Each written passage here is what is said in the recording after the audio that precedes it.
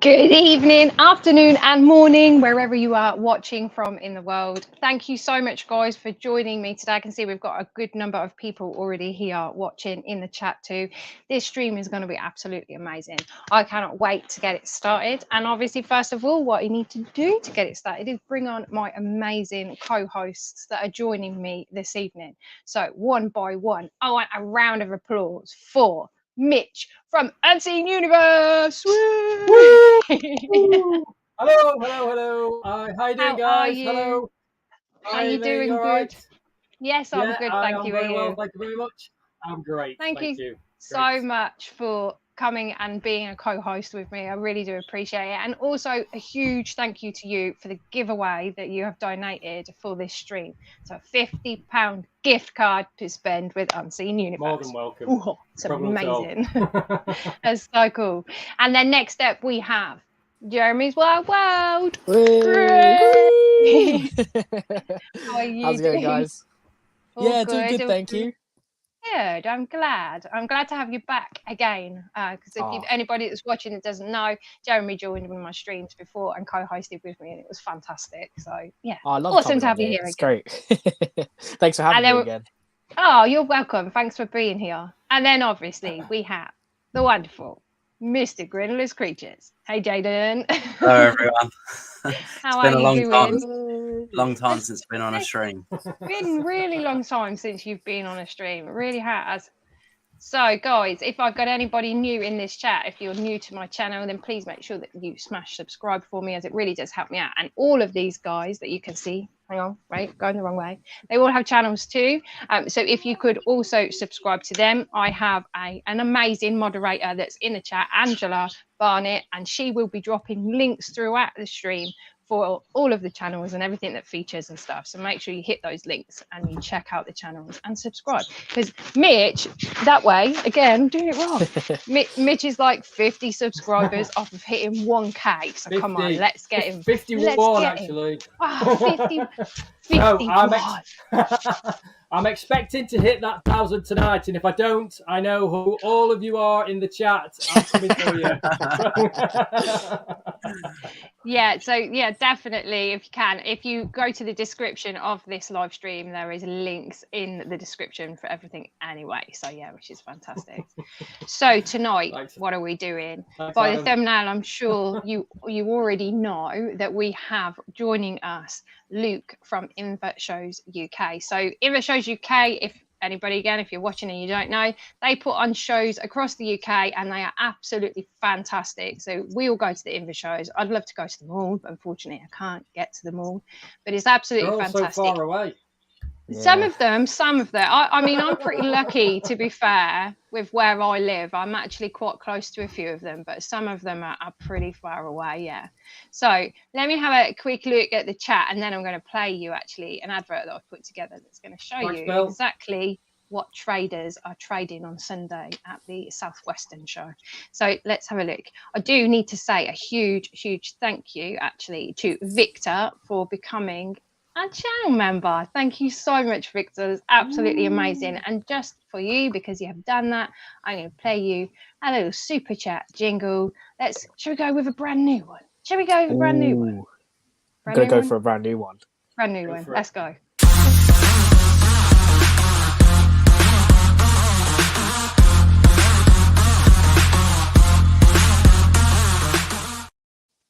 I love it.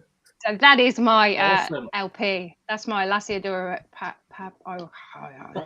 Why do I say it wrong? Always say it wrong. Parahybana. That's it, isn't it? I don't know. Anyway, my LP. Are there any that you say right, Amy? No, probably not, Mitch. Probably not. It's good to say them wrong. You should just get me to say them. As Andrew always says on his documentaries, let's just say this because he's coming on tonight. As he always says, it doesn't matter if you say it wrong. It's not how you say it, as long as you say the scientific words. That's all that matters. Yeah, I mean, I used to back in the day years ago, I used to use common names, and until I really got into the hobby, and I'm like, okay, these common names are not working. Yeah. Until your inbox was spammed up with people having a go at you for using common words. Oh God. So we've got, anyway, a lovely bunch of people here today. Let's have a look and see if we can give some shout outs to people. Bill Stokesbury's here. Hey, Bill, it's good that you have managed to join the stream. Thank you so much for being here. We've also got Scanner Exotics. Hey, Chris, how you doing? Hey, Chris.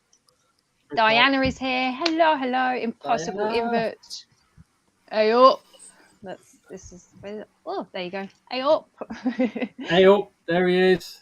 My good mate. Christian is here. We also have the Invertibarian. Hey, Adam, how are you? Hey, Adam. Adam. Steve Henderson, hello, good evening to you, dude. James is here. Greg from 8 Legs 4 Wheels. Hello, Greg. Let's have a look. Hadley's Inverts. Amy Bolton. Bug Realms. Hey, Sam.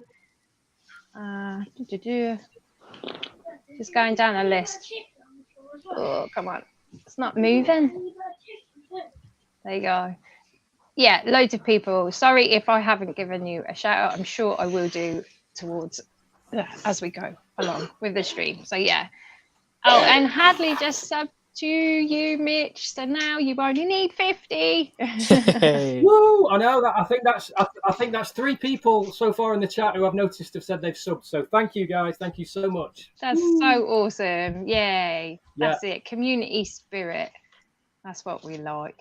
That's what Even we if it's like. just for one night till you watch one of my streams and then it'll be off. Hey, Mitch, your streams are great, man. They are good. They're really good. And I have to come on and play your cards right with you when you do it again. Next Saturday. It's happening next Saturday. I'll be coming. Next Saturday. Okay. A week on bear that Saturday. in mind. A week. So not this Saturday. Next Saturday. Okay. Exciting stuff. Right. So who's going to the Taunton show then? Are you going? Any of yous? I'm I actually will. Let everybody else speak first, then I'll speak. Go on. Go on, Mitch. Go on, Mitch. I'll speak then. I'll speak. Yes, I don't think I'm going actually. Unfortunately, I've been coming and going all week, mate. You know, but I've had such a crazy week, as you know, and I think it's landing on not going now. So unfortunately, I won't be there. But I think I'll be at all the others. I'll probably be at all the others. So just not Taunton, unfortunately. So yeah, never mind. I'll be there in spirit, though, guys. Yeah, so he will be there in spirit. Are you going, Jaden? No, I won't be going to this one. Are you going, Jerimie? I can't. It's like a 4-hour journey for me. I tell you what, in the interests of tonight, should I just pretend I'm going, Amy? Just say yes. Yeah. Go on. Just pretend you're going. Just so at least one of the hosts is going to the actual show. Yeah. The thing is, like, I've only got so much holiday in a year, and I've booked like, loads of shows off throughout the year. So I'll be going to other ones, but I couldn't do this one. It was too close to seas as well. Way too close. You've got to pick your battles, right? Yeah. It is close. It is, yeah. Do you know what? I've actually just realised that I played the wrong jingle for Vic to join in my membership. Oh, no. I'm a little bit today, aren't I? Let me just play the right one. Because this is because, like, when you join the channel membership, I've only got one jingle for that. It's right at the bottom, so we always forget where it is. But this is it anyway. So, Victor, this is for you. I'm so sorry I played the wrong one.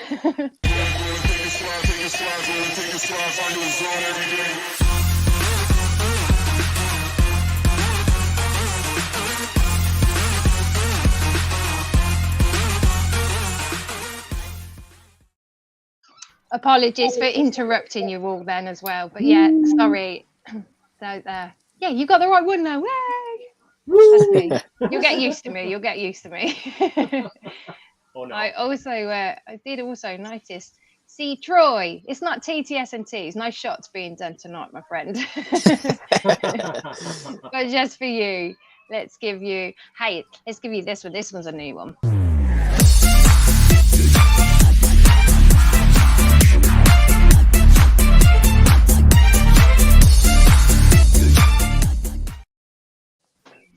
Oh, caught me vaping then. caught me having a drink. Thank you so much, Troy. But I can't do a shot, I'm afraid. I can put a tally. I'll owe you it. Thank you so much, though. So none of us are actually going to the Taunton show, which is pretty sad. Well, you're not going. Really, it's very sad. No, you see, I really wanted to go, but the bank account says no. Yeah, I feel that. Yeah, and then that's just, it's hard. Like, I know you can go and not buy anything, but that's not. No, you can't. Who says that? Some people might, you know. Nobody says that. Nobody in the history ever in the Invert shows has ever said I can go and just not buy anything. Seems I was supposed to just go for supplies. I ended up coming home with about 300 quid's worth of inverts. This is it. They say write a list before you go to a show. Sorry, write a list of what you want. Sorry, man. And you write the list. You don't follow it. I may still go yet. I may still go yet. Honestly, I've been coming backwards and forwards all for the last 2 weeks now, maybe 3 weeks. I've been like, I'm going, I'm not going, I'm going, I'm not going. And right now, I'm 80% not going simply because I've done absolutely no preparation whatsoever, and it takes about a week for me to prepare for a show. So, it would literally be throw everything in the back of the van last minute and just get over there. Just rock up, man. It really would be last minute. Probably end up sleeping in the van and all that because I won't be able to get a hotel room and all that sort of stuff. But anyway, we'll see. Bless you. Well, there are a lot of traders that are going to be at the show on Sunday, and I put together an advert so that you guys could see exactly what traders were coming. So I'm going to take this opportunity and play that bad boy for you now.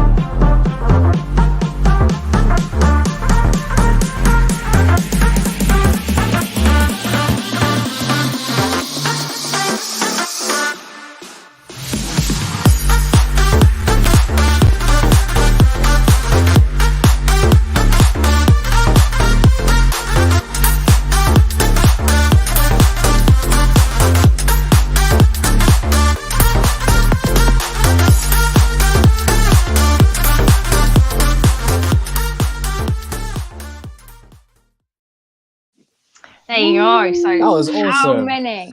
So many traders. Well done, Amy. Yeah. Many traders are going to be there. And I'm actually now going to release that advert on my channel. If you just bear with me 2 seconds. Excellent. That was there's some awesome traders there, man. Some really cool amazing. Traders. All the good people are there, man. All the good. There's a few people missing that I can think of, but I'm not going to name names. But there's a lot of like the regular top traders there, man. Lots of cool people. There's going to be absolutely loads and loads and loads of awesome stuff there to buy. So get yourself over there, guys, if you can, because trust me, it's going to be a hunger. Amazing. And just hang about and watch this appreciation video that I've put together using clips from the YouTubers that have been to the shows, and they took, made videos themselves. So out of their videos, they gave me clips of their favourite moments, and I put a video together, and it's absolutely amazing. I'm really looking forward to that. You're just going to see the scale of actually what these shows are all about. Well, I've got to tell you, being a prima donna, if my stall is not in that video, I'm out. I'm walking out right now. I don't know, Mitch. I can't remember now. I'm leaving.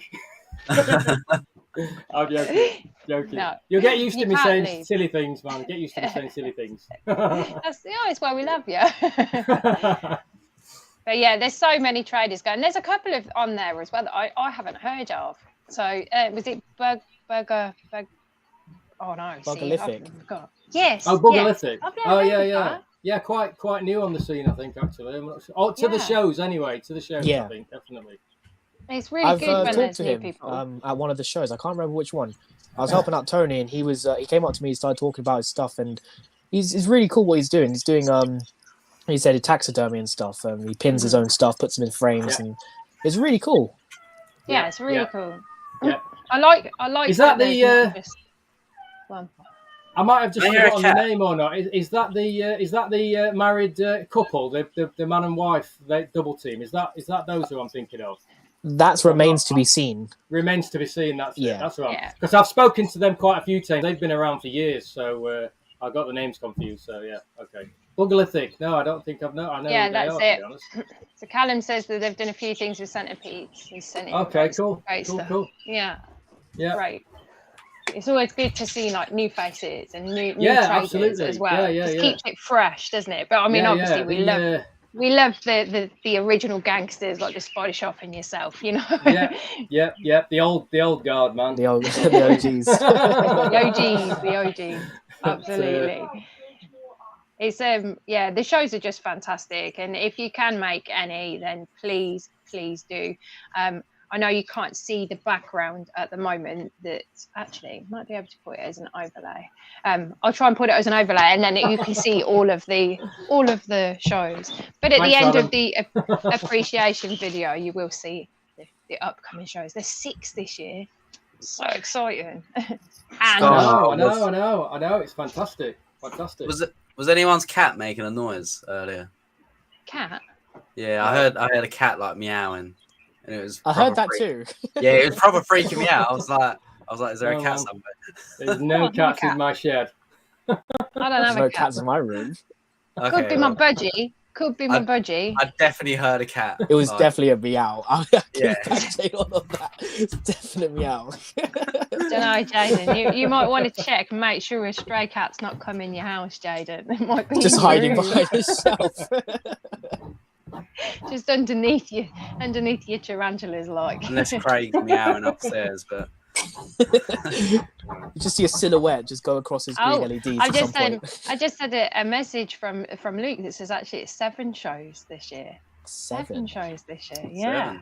7. Because of the Central show this year, that's why. Yeah, see, it's all so exciting. So exciting. Many. That was for you, Adam. So I said that I was going to bring Luke on at 8:30, but I can see that he's sitting there in the background. So if he wants to give me a thumbs up when he's ready, I will bring him on stream. So bear in mind, people, this is the first time that Luke has been on a live stream. He's an absolutely fantastic guy. So please give a round of applause for Luke Manning. Yay! Hi guys. Hello, how are you doing? I'm very well, thank you. Slightly stressed, but very well. Why are you stressed? Why are you stressed, man? Well, you know, there is a lot of prep that has to go into a show, and we're Wednesday, absolutely. Thursday, Friday, Saturday. So I won't sleep from Saturday. You're going to be awake Sunday night. I love it. So there is a lot goes into it. Sorry, that a lot of you guys don't see. It's so very true. So I recognise a couple of faces. Hi, Mitch. Nice to see you again. Hi. Yeah, good to see you, Luke. It's been a long time, my friend. It's been far too long. Jaden, hi. Obviously, I recognise you from your green hair. And I've seen you at quite a few shows. Thank you, Sam. Thank you for the heart. Lovely to see you guys. Never mistaken, Jaden. I think if he dyes his hair, we'll all be like, "Where's he gone?" I think if he ever had normal hair, I would be worried. I'd be like, "Where is he? Who is he?"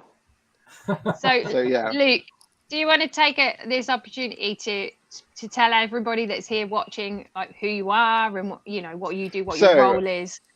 So my name is obviously Luke. I am one of the organisers of Invert Shows UK. So let's rewind back. I started my journey probably maybe 14 years ago. And I started as a volunteer with Bugfest that used to have the shows in Yeovil as a volunteer. Got into that, was helping them out more and more and more. Then they had a bright idea of, let's get Invert shows up and going. And I volunteered for that. and I've been with them ever since. A lot of you probably recognise me and my other half from being on the door, taking all your money and answering all those lovely awkward questions you give us. Like, do you know if such and such is selling this? And obviously my other half goes, a what? So bless him, a what? So, he's not the biggest fan of spiders. When we first started getting together, I threw him on Spider Shop's table and said, here you go, help them out. I'll see you in a couple of hours. So, he got over his fear quite quick, I think. That's good. I remember asking him, have you learned anything? And he said, yeah, pretty much. The smaller the effing spider, the cheaper it is. But the bigger the effing spider, the more expensive it is. So I'm like, well, I'll take that. This is going back quite a few years. And now, you see us on the door and now I've stepped up. Sadly, some of you may or may not have known Jason, who was part of Invert Shows, and he is still part of the family, but he has just taken a step back for personal reasons. Yeah. And I got a telephone call saying, we would love to have you as an organizer, and here I am. Yay, it's so good. So I know the business, I know everything, so Yep. And so you got roped in. You got roped into being on the stream. and then Lee goes, oh, by the way, you're going to be on a stream. I'm like, Lee, love you too. So no, it's all good fun. When was the actual first ever show organised by yourselves? I think it was 5 years ago. That's taken me back 5 years ago. Yeah. So Invert Show's very first show was 5 years ago. Please don't ask me where it was because I can't remember off the top of my head. Oh, that was my next question. Well, I'm really sorry. I think it might have been Huddersfield, the northern. I think you are probably right, Mitch. It probably is Huddersfield, and I probably somewhere still got the original poster for it. I remember because the when the Invert shows came along, and the first one was the Northern Invert. It was right on my doorstep, and I remember thinking, fantastic, a show. It's right on my doorstep, and it was Huddersfield, just up the road.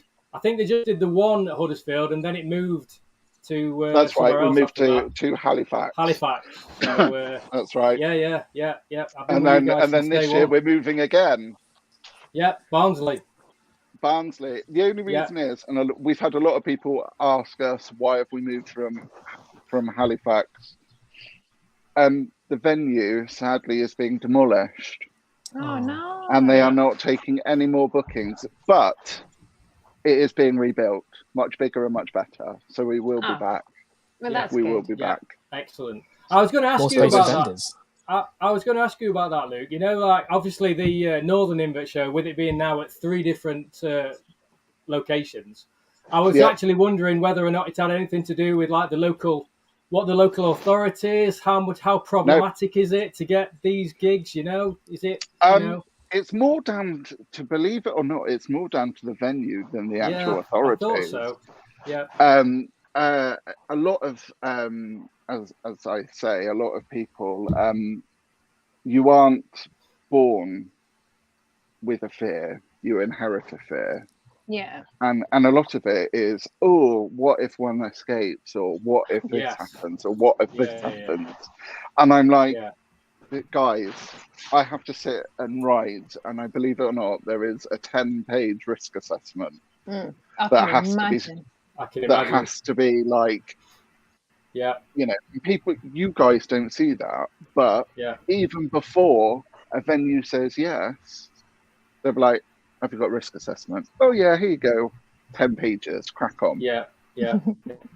And and everyone goes, what, 10 pages? What could possibly go wrong? And you're like, sadly, you have to think outside the box and think of everything that possibly could go wrong. Which, fingers crossed, we've only ever had one incident in the whole 5 years. What was that? That was where a little boy, bless him, was going along a table and smacking his hand down and accidentally killed a couple of tarantulas. He didn't mean to. He was just super excited. The parents felt bad. But as Invert Shows, we covered the cost because you know, we didn't have to. The trader said we didn't have to. Cool. But we just wanted to, have that mutual respect for each other and say, look, it's happened. Really sorry, and it would have to happen to Jerimie as well. Oh no. So Luke, did you have to write that up as a thing that happened officially, like in the documents and everything? Yep. So how does something like that go down with the powers that be? At the end of the day, a lot of it comes down to parents and how they control their children, sadly. I remember telling, even though children are completely safe within our venues, and they are, sometimes we have to remind certain people that we are not a crash. Yeah, I think it can be hard. I mean, I've always been to the shows with Mini Rock. She's always come with me. And when she was younger, it was a lot harder because whilst at the beginning kids find it very exciting, after a while it can become overwhelming for them, and then it's a case of having to kind of go outside, take a breather, all of that. But now she's older, now she comes, she helps on the spider shop stall, she don't care now. For child labour. That's it. Walks in, rolls her sleeves up, and she's like, where do you want me? Before you know it, I'm sure I'll get her on the door before you know it and say, "Wait, come on." She would love it. Go and sit with Wayne and go and earn yourself a burger. Yeah, she would love it. She would love it. Yeah, she's so funny. Yeah, it is good, and it is for me personally. And I knew this is one of the questions Amy sent me is. What do I love about it? And for me, as much as I love all the older people and the people that are really passionate about the hobby, it's the youngsters. And that's what gets me, because people forget they are going to be our next generation. Yeah. We're not going to live forever. Yeah. So if I've done one thing, if I've just got one child who is going to be quite happy to step up in years to come and say, well, actually, I'm going to take over Invert Shows UK one day. Crack on, because that's what it's all about. I'll start prepping Mini Rock then for you. I'm actually looking for a PA, so maybe I'm all for child labour. She can do a wicked drawing of a spider for you. Well, there we go. Perfect. That's all I need, and maybe a couple of numbers jotted down every now and then, and it'll be all right.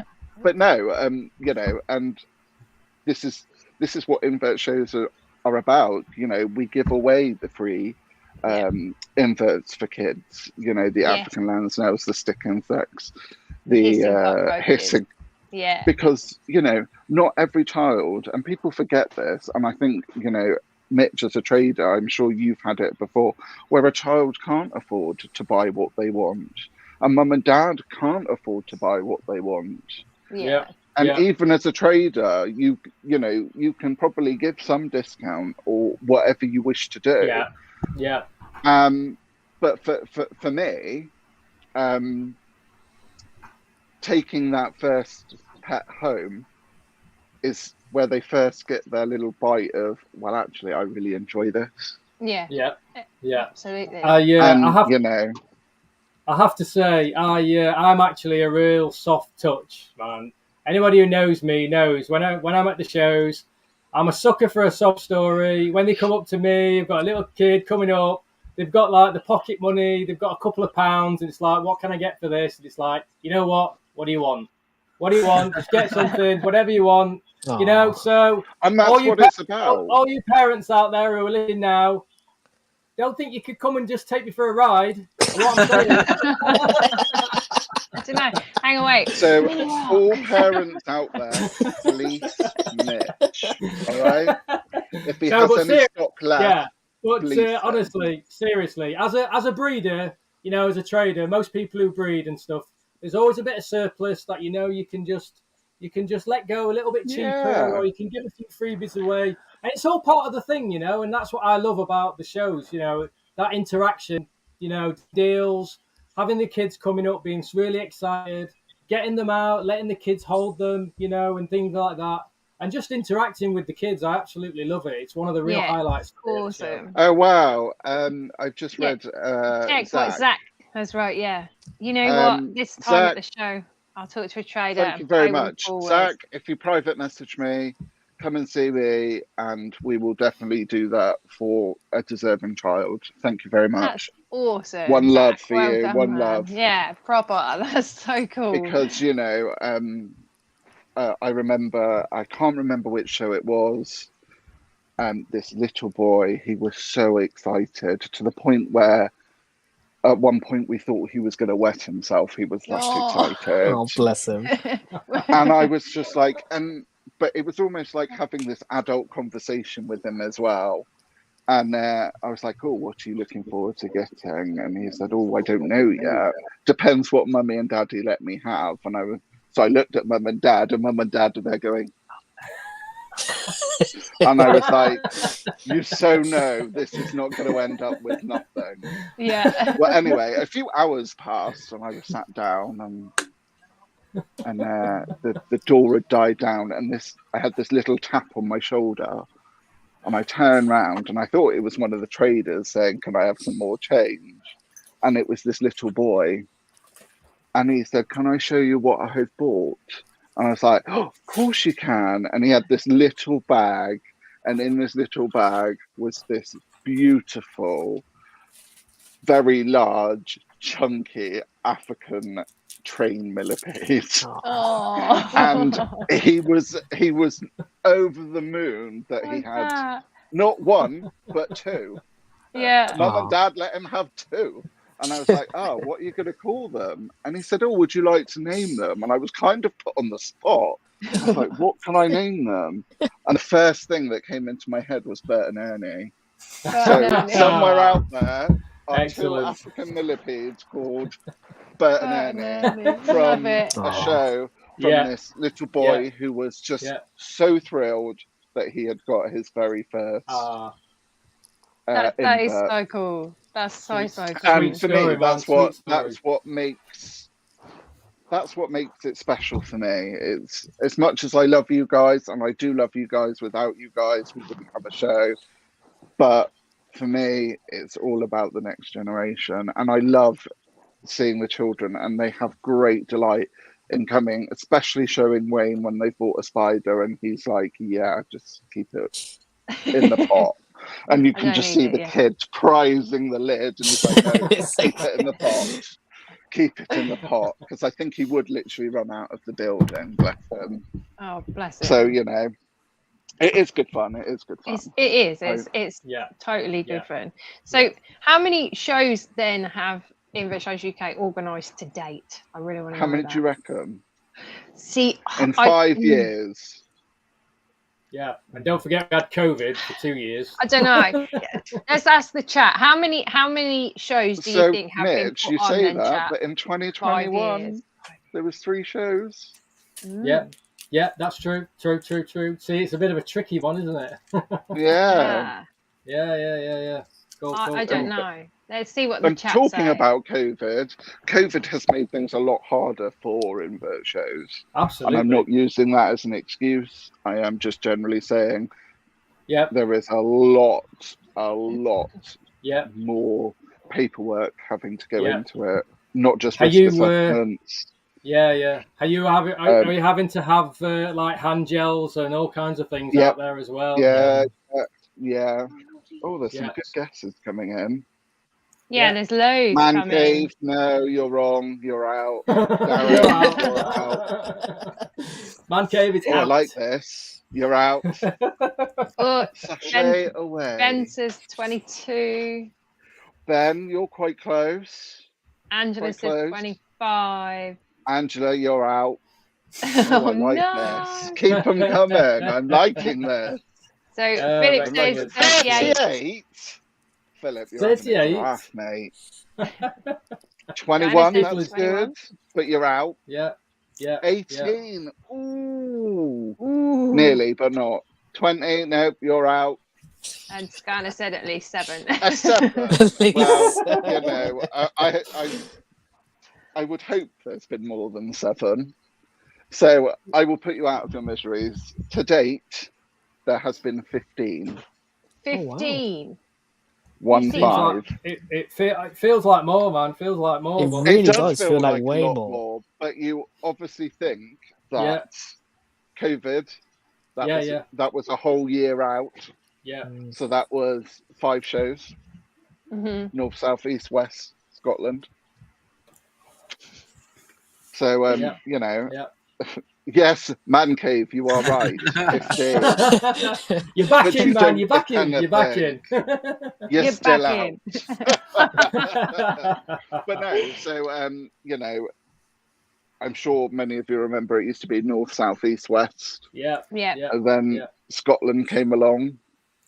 As it does, eventually. As it does. So we were like, I remember the very first chats we were having about Scotland. Behind the scenes, a lot of us were bricking it because, you know, it's a real commitment to putting on a show that you don't know if it's going to be successful or not. Yeah, I can imagine. Yeah. I'll be honest, not just for us. Yeah. For the traders, it's not just us. We're also all about the traders. We try and support the traders as much as we possibly can. And, you know, and they were like, is this going to work? Is this going to work? And we were like, I don't know. We haven't got that answer. Yeah. And thankfully it did, because we are returning. Yeah, it was good. I remember I went to that first Scotland Yes, you did go to the very first Scotland show. I'll tell you what, Luke, the main reason I went really was not only because it was an excuse to go to Scotland, but also I just wanted to support you guys, Invert UK. I wanted to be there. Thank you. I wanted to be there, just to show the support. It was like, because we weren't even sure. I remember we were all talking about it beforehand, and we weren't sure literally, how many people were going to turn up. And as a trader, with all those overheads and there stuff, wasn't very many traders there. No, there wasn't. And I was just saying, there were 2 rooms. It was like a gym, split in half, I think. Yes, that's right. I remember rightly. Had one side. Yeah, and then traders the on traders the other. On the other side. That's right. And there was very few traders, and I remember thinking, I'm going to go because even though I might not make anything, I don't care. I'm just going to go support the guys. You wanted to go for the experience, and I wanted to go because it was the first ever show in Scotland. It was like, I've got to be there, got to be there. Part of history. Yeah, so and it was a really, we certainly had the numbers come through. I think off the top of my head, it was about 900-ish, give or take a few. Yeah. And we were absolutely thrilled with that number because, for a very first show, and the traders, I believe, all made money and they were all happy. So it was a win-win. It was good. And I got to see my good friend Adam in the invertebrarian. You did. Yeah. Yes, he did. I just saw a comment for him saying that you went to see him. So I did, that's why of course. You That's the only reason I went, man. It's the only reason I went. To see my good old pal, Adam. I believe he's lying there somewhere. we won't go into that right now. It was good because I had Adam's missus helping me behind making up some stuff that I'd forgotten to make up for myself. I remember. She was there behind the scenes, behind the curtain, and Mitch, it was tell me fantastic. if I am wrong. If I remember, you were the very last trader to be set up with about a minute to spare before we opened the door. And if I remember rightly, you were the very last to leave. No. Do you know what, Luke? I'm going to let you into a little bit of a secret that is not a secret. Because up until this, just recently, I always do the shows all by myself. Every single show, I always do by myself. No helpers. Hang on. So I'm the last one to set up. Let me just find the violin. I do it all by myself. I do it all on my own. But not this year. I want to just start playing all by myself. But that is my excuse, and I'm sticking to it. I know, and do you know what, Mitch? You aren't the only trader that does it by themselves. Absolutely not. Absolutely. There are quite a few that do it by themselves, and there are some that have great teams behind them. Absolutely. And there are some great husband and wife teams out there that do it. And that's what we love. It's a great mixture of different people. Yeah. And like you said, Amy, in your intro, there are some fantastic new faces coming onto the scene. Yes. Who I'm really looking forward to seeing develop. Because I don't know if many of you remember when Venomous Visions was just pictures, cuts, and jewelry before they even sold livestock. Yeah. If you remember rightly, and now look at them, and I've seen them grow. I've seen them grown from having like 4 tables to now having 8 tables, and seeing how much they have grown as a company. And that's also another thing I really enjoy is seeing these little hobbyists turn into business, saying, "Well, actually, I'm going to turn this into a business. Crack on, we'll support you." Yeah, absolutely. So, leading on from that then, I want you to give us a rundown on how you actually go about organising a show. So, like the steps that you take, just briefly, like if you can. So, before we even decide where a show is happening, or if it's going to happen, we have to look at the demographic information. Is it going to work? And that also comes down to venue choice, parking, food. Can it withhold so many people at any one time, plus traders? Then it comes on to the lovely stuff like risk assessment, coronavirus guidelines. If the coronavirus guidelines have changed, do we need to change anything? And then it goes on to advertisement, then it goes out to traders, and then once the traders start emailing me, I start saying yes or no or maybe. So it sounds relatively simple, but I bet it really isn't. It's not, just writing. I think it took me probably near enough 10 days to write the risk assessment. Yeah. Damn. I had to keep on coming back and go into it, coming back to it, go into it, coming back, because it was giving me headaches. And and then from then, once the venues say yes and it's all go, it's finding a company that will let us hire tables, because believe it or not, we've had people say no, where they will not supply us with tables because they don't want inverts on them.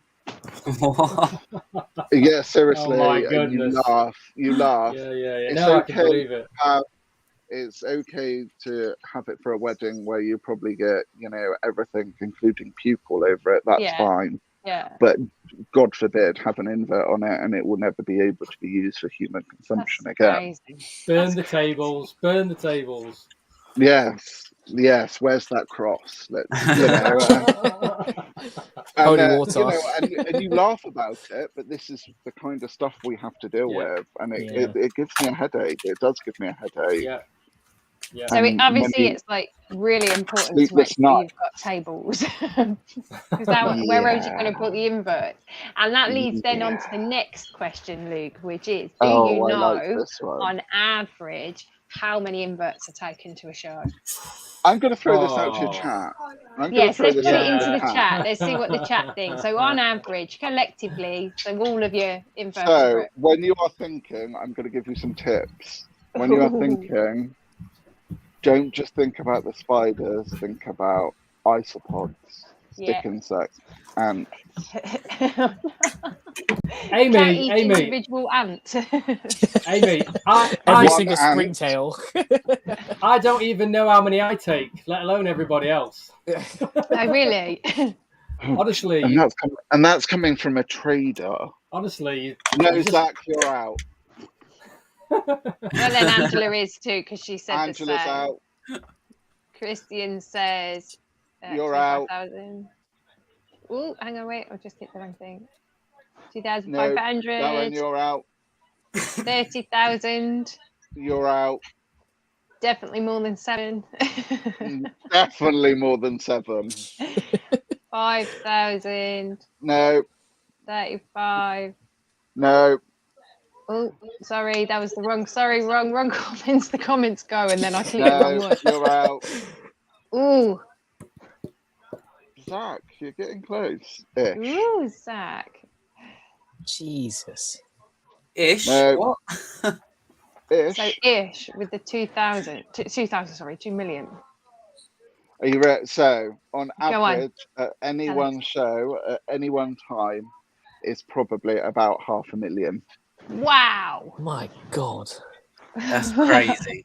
Wow. People look at me like, what? How do you know that? And I'm like, I'm sad.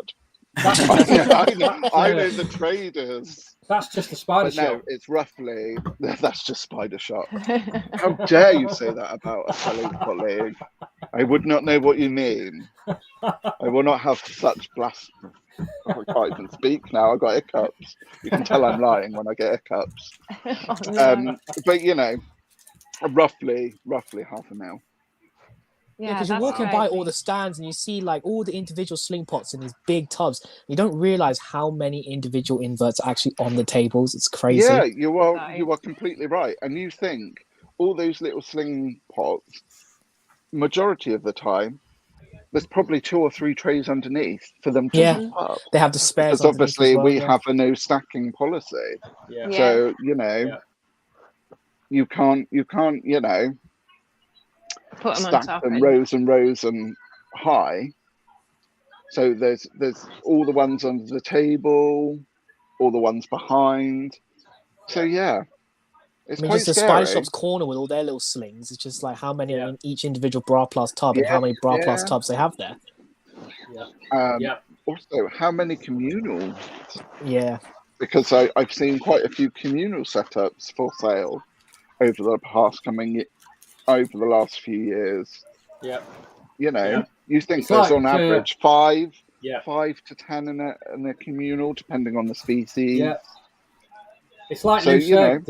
It's like Luke said. There's a lot more behind the tables, underneath the tables as well. I probably only put out half of what I take, and then you keep topping up as the day goes on. And you always end up taking back at least a third of what you took. Yeah. If you've had a really good show, you could take back between a third and 2/4 and a half of what you've, you know. If it's an average show, you can take, you know, you can sell half and maybe bring half back. So you always take so much more than you'll ever need, but you just never know. And I find it quite funny as well at shows, and I'm sure Mitch will agree, that one thing is really, really popular at this show, and everyone will start bringing this species. Yeah. And then at the next show, they all want something completely different, but all the traders have bought this particular species. And I'm like, nah, mate, I don't want that. I want. Honestly, you can never second guess. The best thing to do is to, if you can, take a little bit of everything, because you just never know. You're always going to get certain species that will always sell at all the shows. There is a handful of species that will always sell really, really well. But then there's always species that you think are popular and you think they're going to do well, and you end up bringing nearly all of them back.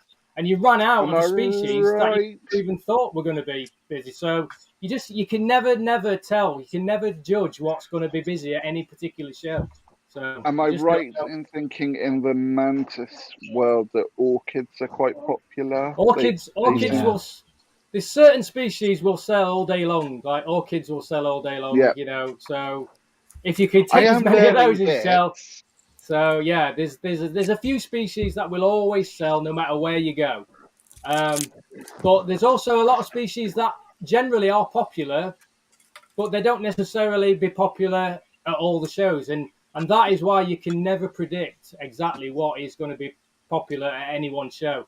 So the best thing to do is to just take more of what you think will be popular, but don't leave behind stuff that you think, oh, well, that doesn't usually sell that well on the website.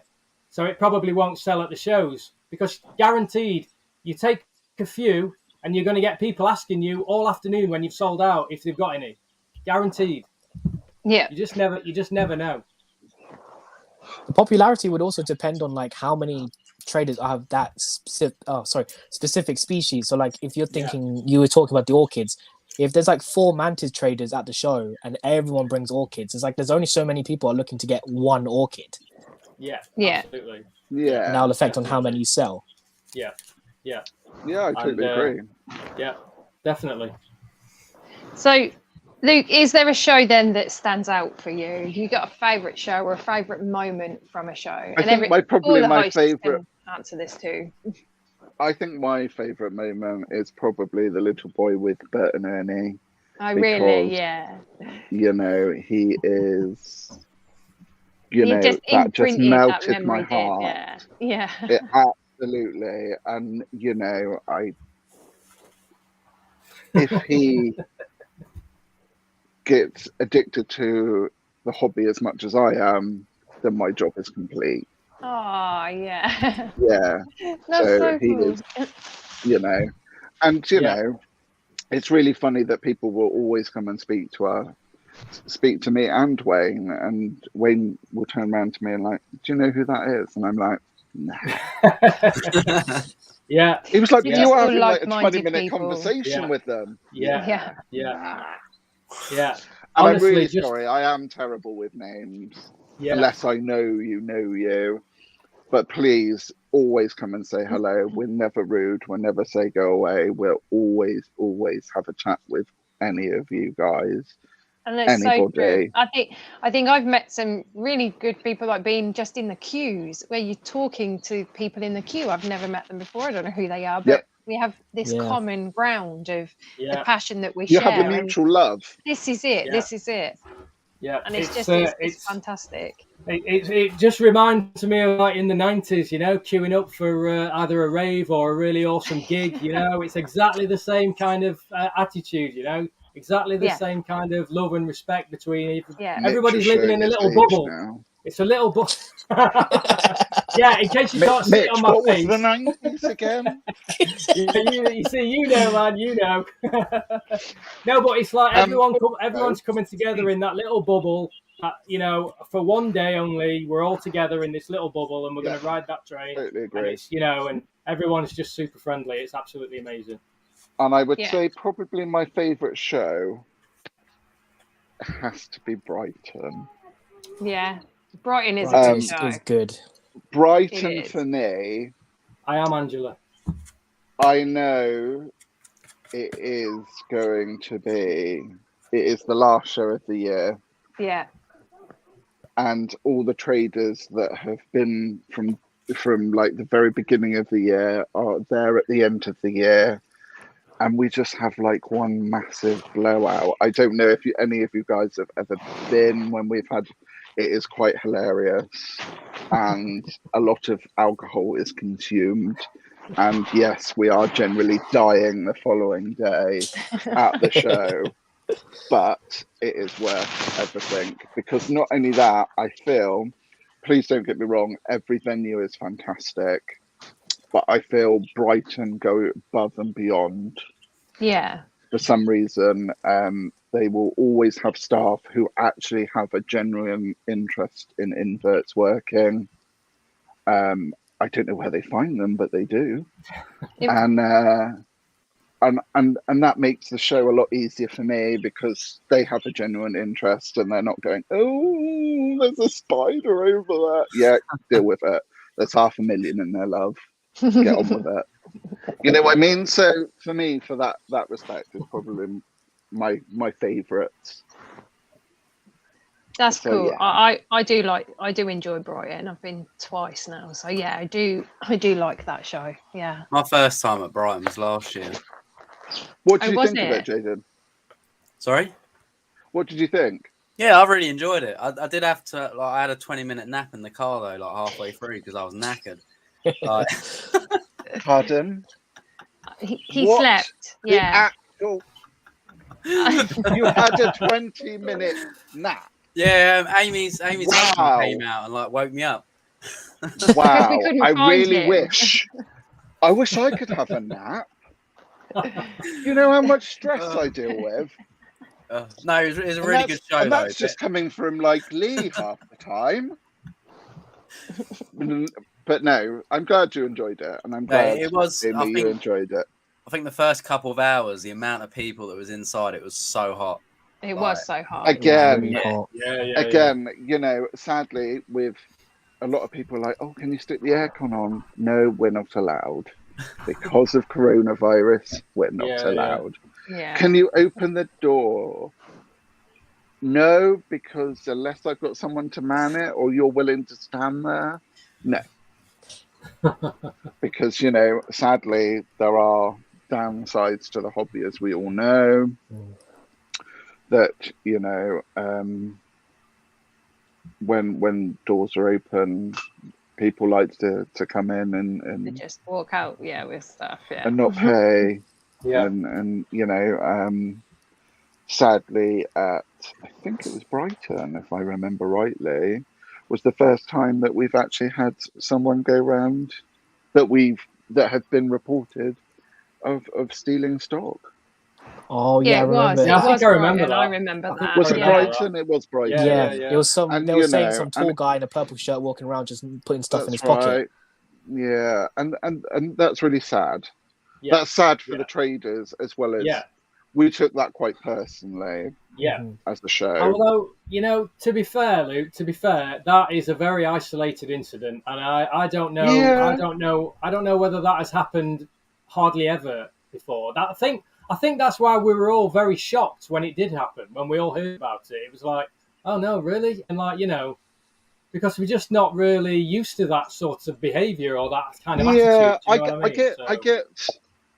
I get that it is really hard for the individual traders who are on their own, like Mitch, to keep an eye on their table or tables when you have lots of people in front of you, all firing different questions. Yeah, I get that, and I'm sure, you know, there will be some little child that will pick something up and probably walk off with it accidentally, not on purpose, not stealing it, just generally accidentally. That's fine. But going round actually stealing, it upset me. It really did. It upset me, and it upset a lot of the traders. All I can say is, thank goodness we had a undercover police officer working at the time, and it was dealt with very quickly. Yeah. So, would that be something you would want to change about the shows, or is there something else you would change, or? I would personally, what would I like to change about shows? I think I would like to change, not anything about shows per se. I would like to change the negativity within the community, because there is quite a bit of negativity. And I think that puts new people off, or not asking the questions that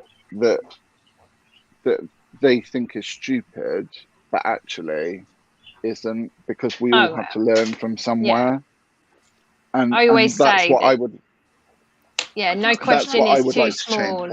That's it. No question's too small. That's what I would like to change. I think it's been asked less again. Negativity. Yeah. You know, just a year ago, I was using common names for everything, and I only still for use being in the hobby, and I still get shouted at.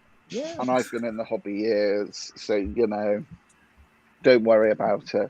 You will get people that will inbox you going, "You haven't pronounced this right," or "You've pronounced this wrong." Do you know what?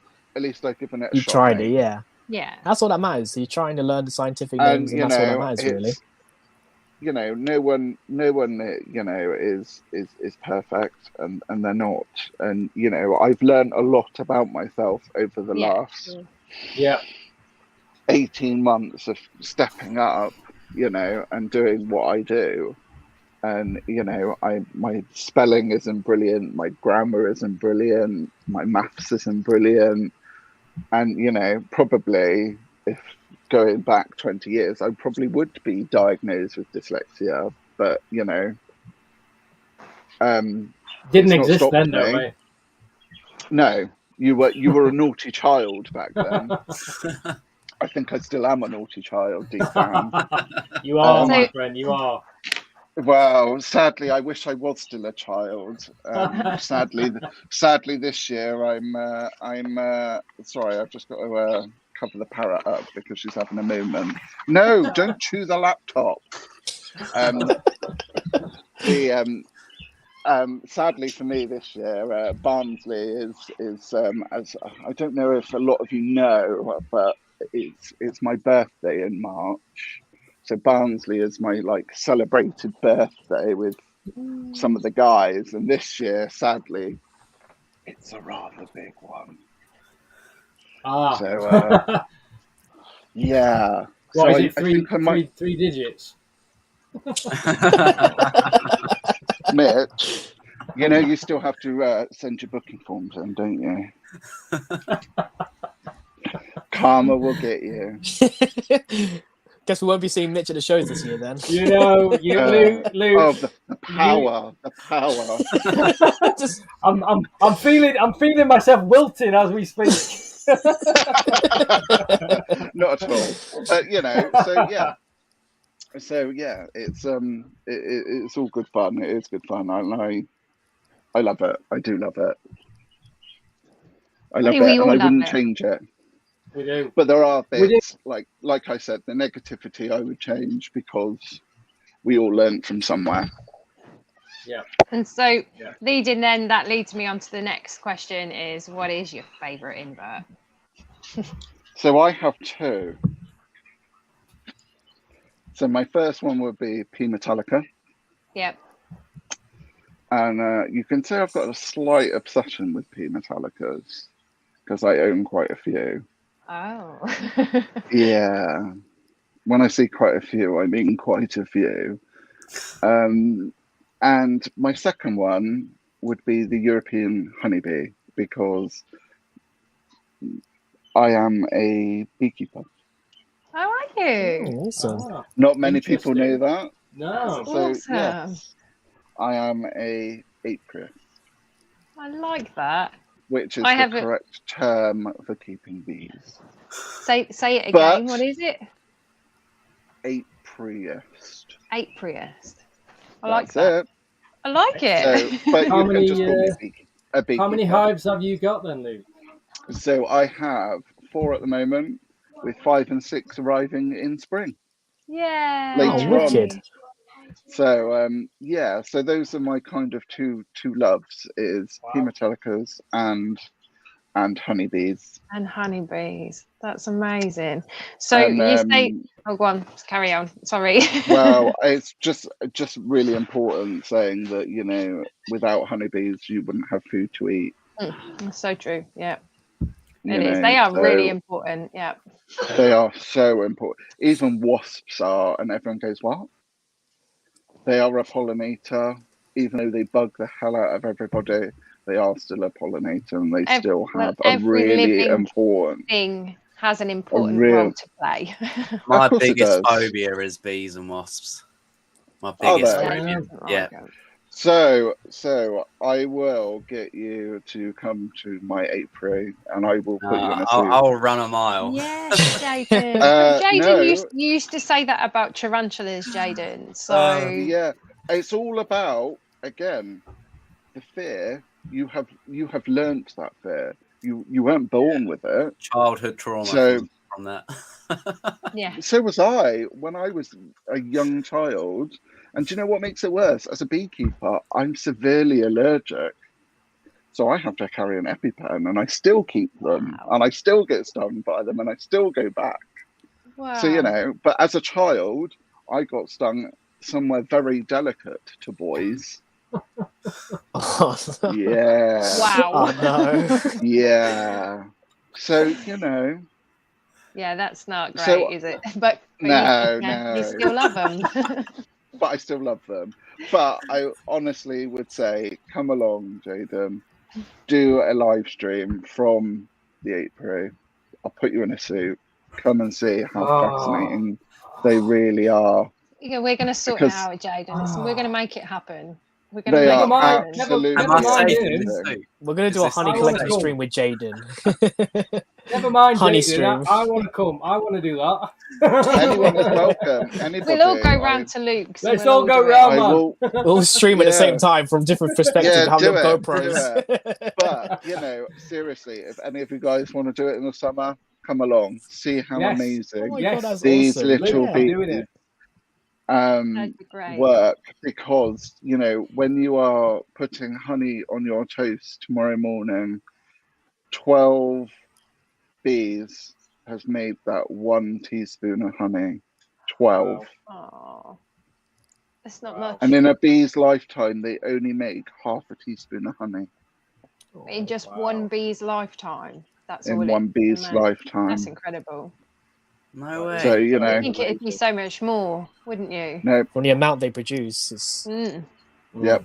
So, seriously, in the height of summer, when the hive is at its fullest, with 100,000 bees in it, 100,000. Come and have 100,000.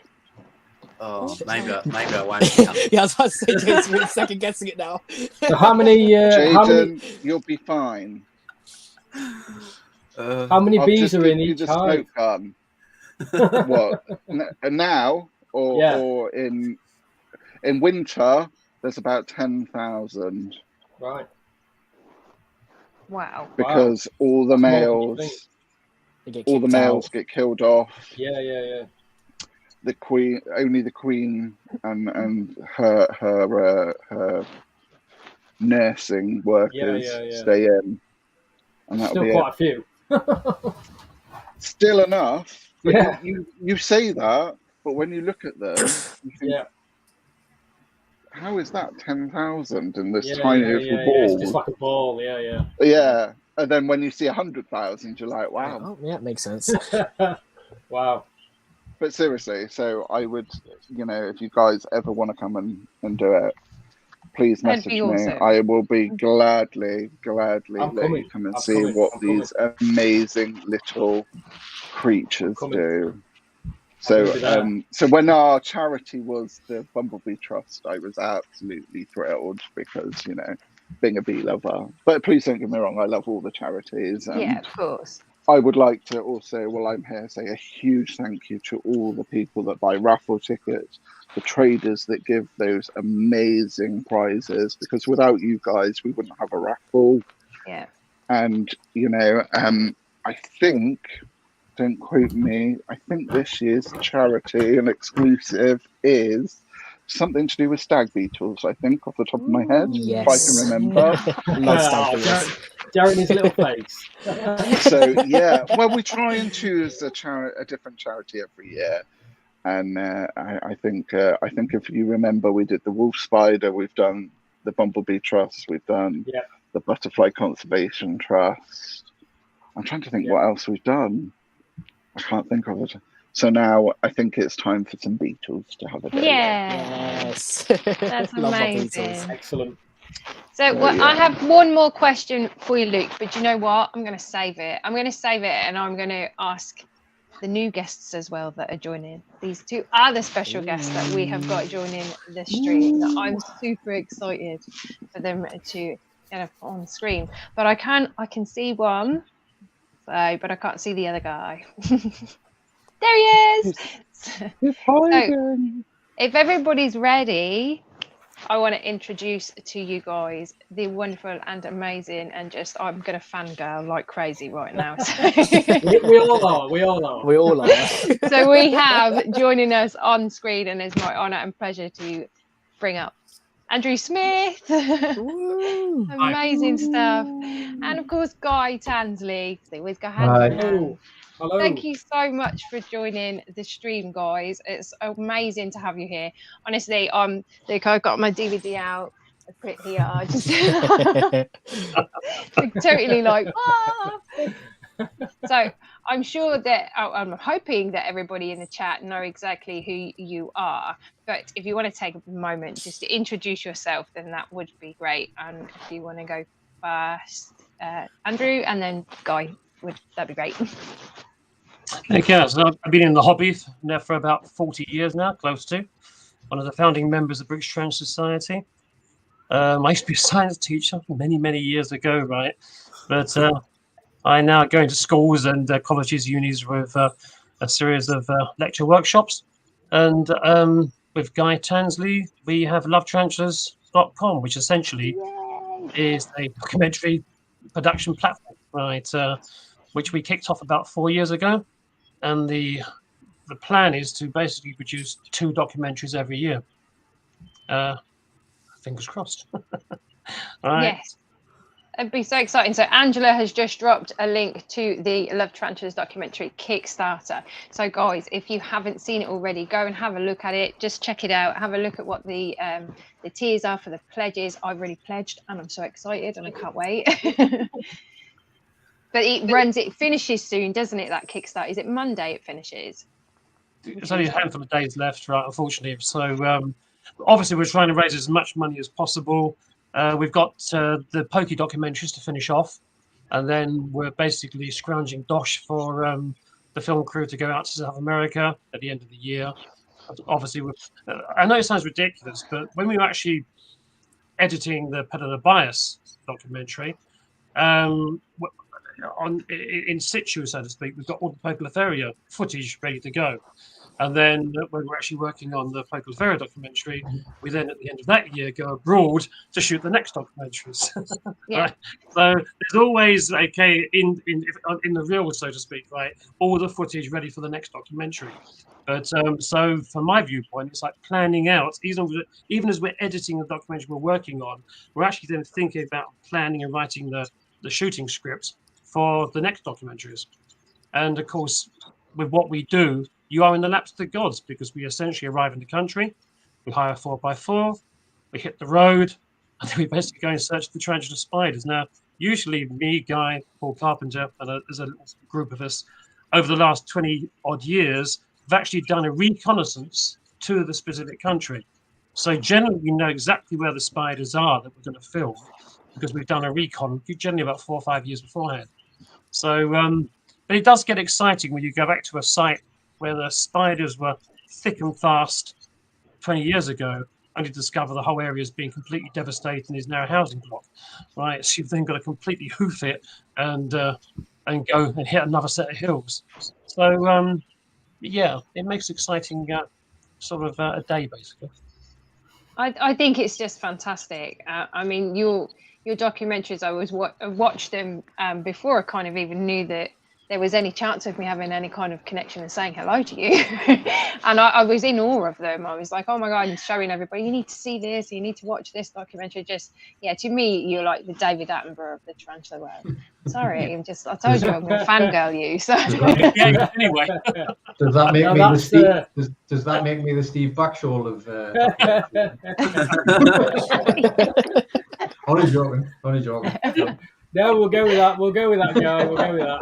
I actually was trying to explain to my better half, who's not really into the invert world, and I was trying to explain who Andrew and Guy were, and I actually used Steve and David as their examples. It's like Andrew is like the David Attenborough of the tarantula world, and Guy is like Steve. He's like hitting the wild, doing all that, and she was just like, I don't think it quite registered. I was like, honestly, these guys are like those guys of the tarantula and invert world. And then I think the penny dropped. And you know, I know it's fanfaring you guys, but honestly, I think everyone here will agree with those similarities and the parallels that which I think we can draw there. So we just want to say thank you so much to both of you guys for all that you have done and that you continue to do, because honestly, it's inspiring stuff for sure. So. It really is. I would love to be able to just, go out and find a tarantula in the wild, but my life doesn't allow me to do it, and I live it through watching your documentaries, and it's just incredible. It really is. We have a load more planned. You needn't worry about that. Yes, you never told me, Andy. You haven't told me this yet. Oh, an exclusive. Love it. I generally keep you sort of 1 year right behind, right? Then sort of generally we're a cold beer in the middle of nowhere, and I go, actually, I'm thinking of Nigeria, and there's a deep groan from the upper end of the table, right? Yeah, but Nigeria will just be a long weekend, won't it? Yeah. Or it could either be a long weekend because it's just in and out, or it could be 10 years, depending on what happens. Yeah, it's that orange jumpsuit you're worried about, right? Yeah, I'm not allowed to talk about Nigeria. My wife's in the next room, so she can probably hear everything I'm saying. Oh, but now we're very intrigued, guys. So. No. That's not. We usually don't really say much about where we actually are going, just in case it doesn't happen. Yeah, cool. Because especially with the last couple of years, we've had obviously we couldn't travel for the last couple of years. We had lots of things planned, which didn't happen, and I had separate trips to Madagascar and stuff like that with Paul, and all that just got shelved. So we don't usually really confirm where we've actually been until we're back, and then we know everything's successfully done. And I think we started the Kickstarter side of things to try and just claw back some of that money that Andy puts into these projects. Yeah. And these projects it's always been his passion, always been his desire to make these documentaries. And I think even without the funding, it still goes ahead.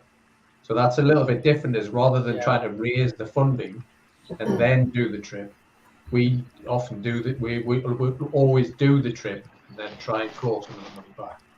Yeah.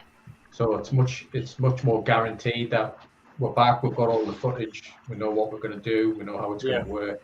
Because there would be nothing worse if you actually travel somewhere on other people's money and then failed to achieve your objectives. Yeah. Yeah. So I mean, I was thinking, I imagine because there's some of the places and locations that you actually do either want to visit or you've planned to visit, you get there, and then there potentially could be anything going on. You know, if you're in Africa or South America, local tribes, local enforcement situations, things just randomly occur, and how has that affected you a lot in the past, where you've gone somewhere, you've got all the plans and preparations, and then just something's cropped up, some local things happening, and you just can't get there with your cameras and do exactly what you wanted to do?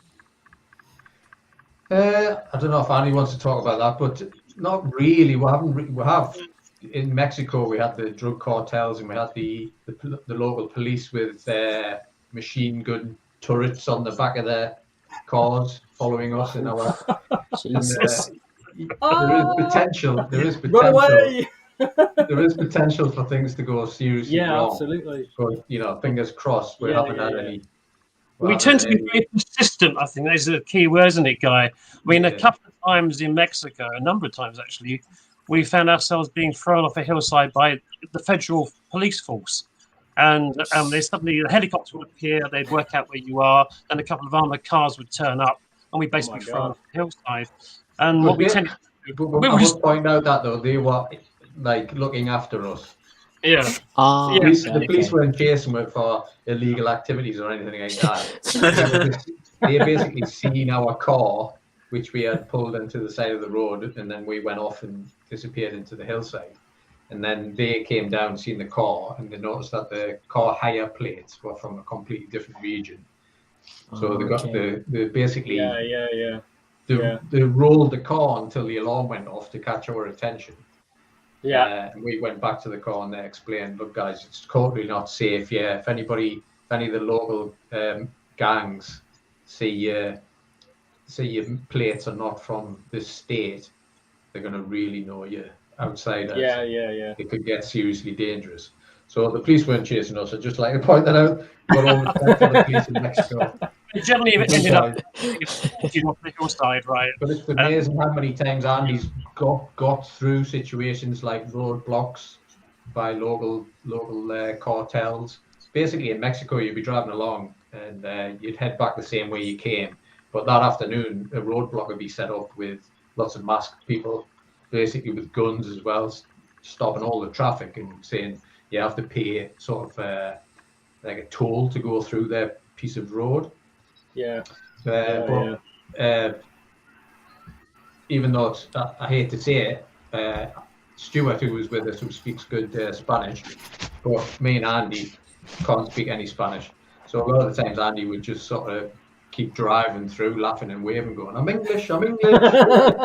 And these mass cartel people would just be completely dumbfounded and like totally amazed by the scenario that they would just laugh themselves and wave us off. We just used to ham it, you know. Yeah.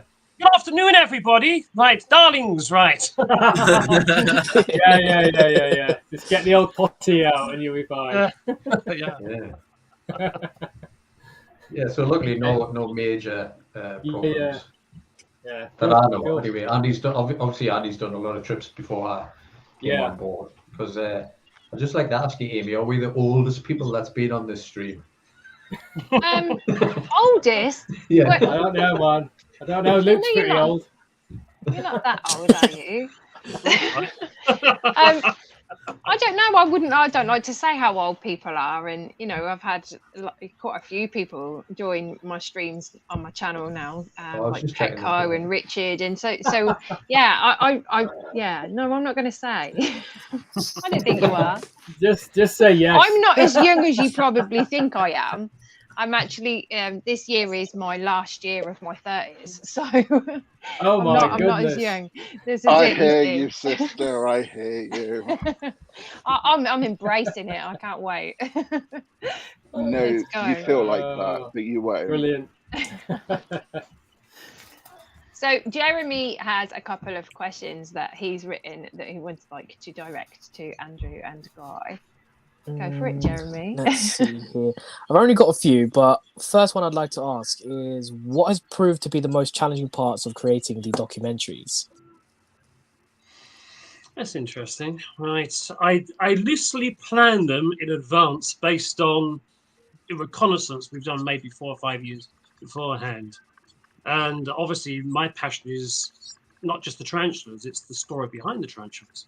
So then we have a very loose shooting script, which then evolves around having to find the spiders in the first place. I suppose from Guy's viewpoint, it's when I'm talking to the screen and we've just done take 37. Oh yeah. That's when you suddenly see a pair of hands wrapped around my throat and the whole thing flick back. If you're filming at 3 o'clock in the morning at my age, you're brain dead. Okay. I'm kind of trying to make sense and say something intelligent in front of the camera, usually holding the spider, right, or talking about the spider. And then you think to yourself, I've just come out with the biggest crock of shit, you know. And let's do that one again. Yeah, there's a kind of deep sigh because everybody wants to go to bed. Yeah. Did you have a blooper reel? I'm sure I saw some kind of bloopers. I'm not sure where. We've got tons of really bad bloopers, but we did Andy did a streamed lecture. If you remember, the lectures last year were streamed. That's where I saw it. Yeah, so, I was at those. Yeah. Back then, we did like the first 10 minutes of the Metallica documentary. I mean, it'll probably look similar to that if you remember what the first 10 minutes were like. Yeah. And on the end of that lecture, we had like a little handful of clips of bloopers. But I remember it now. That's where I saw it. I knew I'd seen it somewhere. Yeah, there's tons of them though. So we might do it one day if time allows. Because I'm sure everybody knows about editing. It, you know, you spend 1 hour for every minute of footage. Yep. And when you've got like you know, that's just your own footage from one camera. But when you've got like 5 cameras that we use and thousands of photographs and millions of thumbnails which all look the same, you've got to watch everything, and then we usually take 4 or 5 takes of each piece of the camera.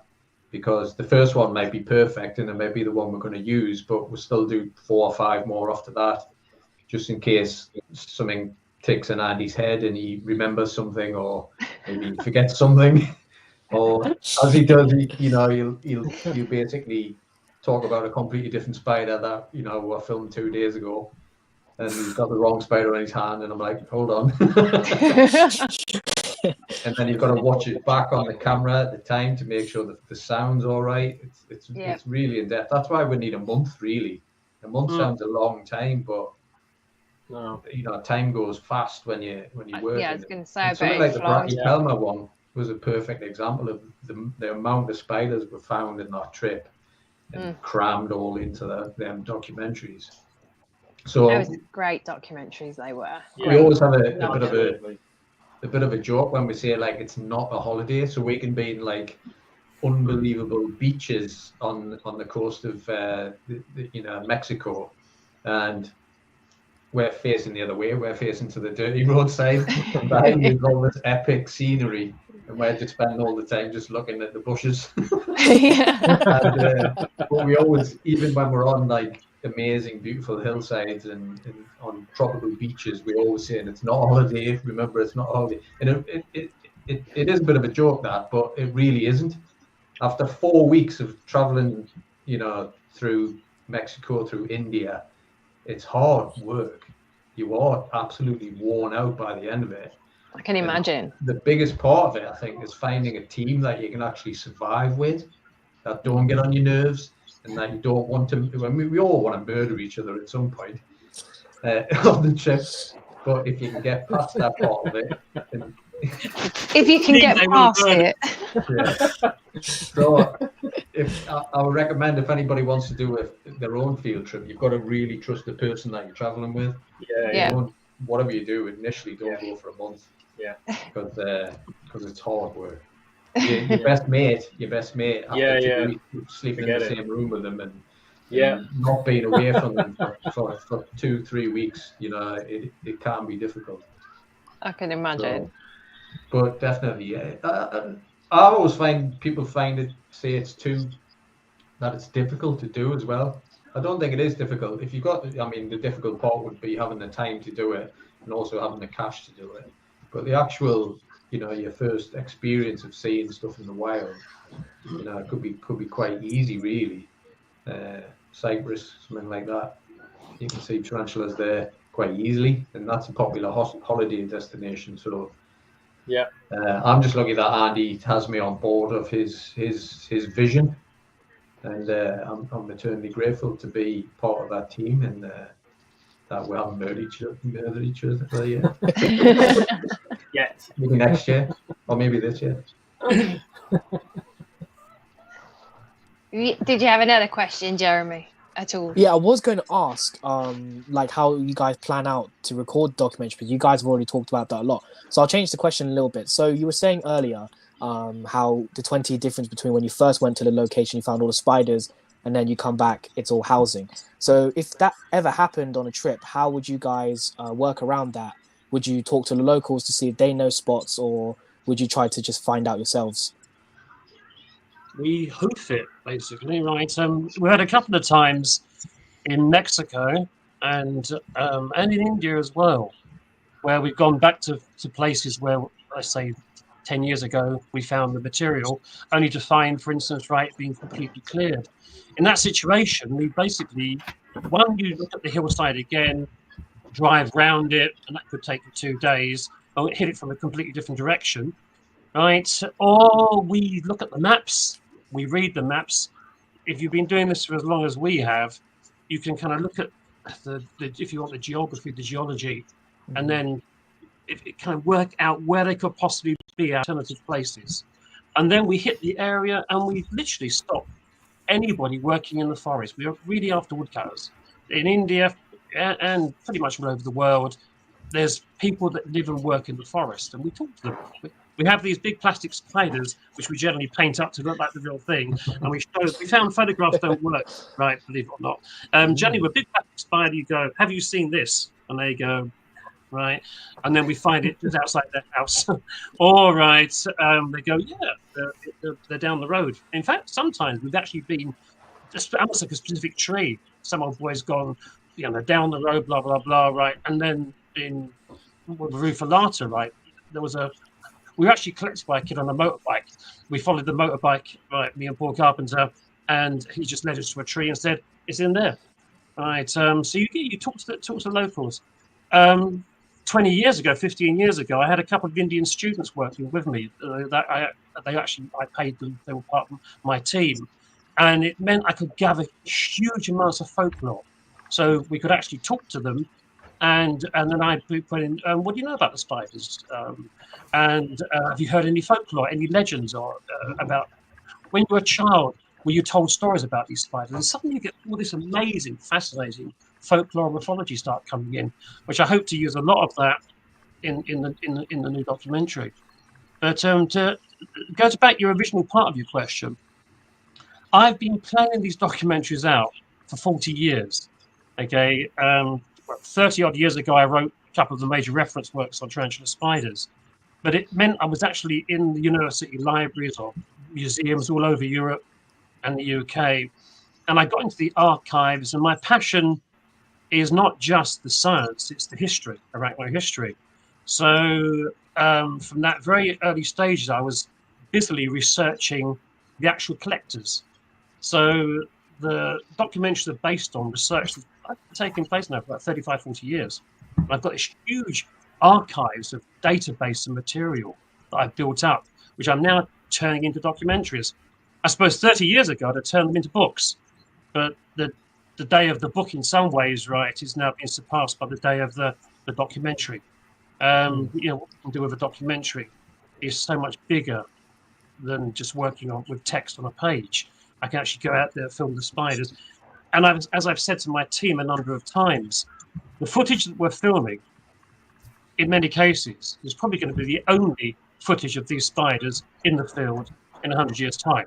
Yeah. The documentary that we're making, we're showing you habitats and spiders that in some cases are going to be extinct within probably 30 years. And the documentary we just made on the spider I described 20 odd years ago, Hanover simica, that is clinging on by its little tarsi, right, to existence. Its collection sites being completely cleared. The whole area is essentially being turned into paddy fields and commercial industrial sites, and it's a tourist resort. It's almost like having your habitat on the coast of Spain, the Costa del Sol. You just know you're going to disappear under a bunch of hotels. And unfortunately, right, down that area, there's no national parks. India hasn't got any parks down that way. All of the other pokies have got at least a footprint in a national park. Hanover simica is the only one that hasn't. It's completely on its own, right? And even now, we're horribly aware of small scattered little colonies that are gradually just being cleared. So yeah, it's the spider with its back against the wall, but it's not the only one. There's some of the Mexican material is looking iffy as well. So I think that the footage you're seeing that we're shooting of these spiders in 100 years' time is probably going to be the only footage on location, not in a location.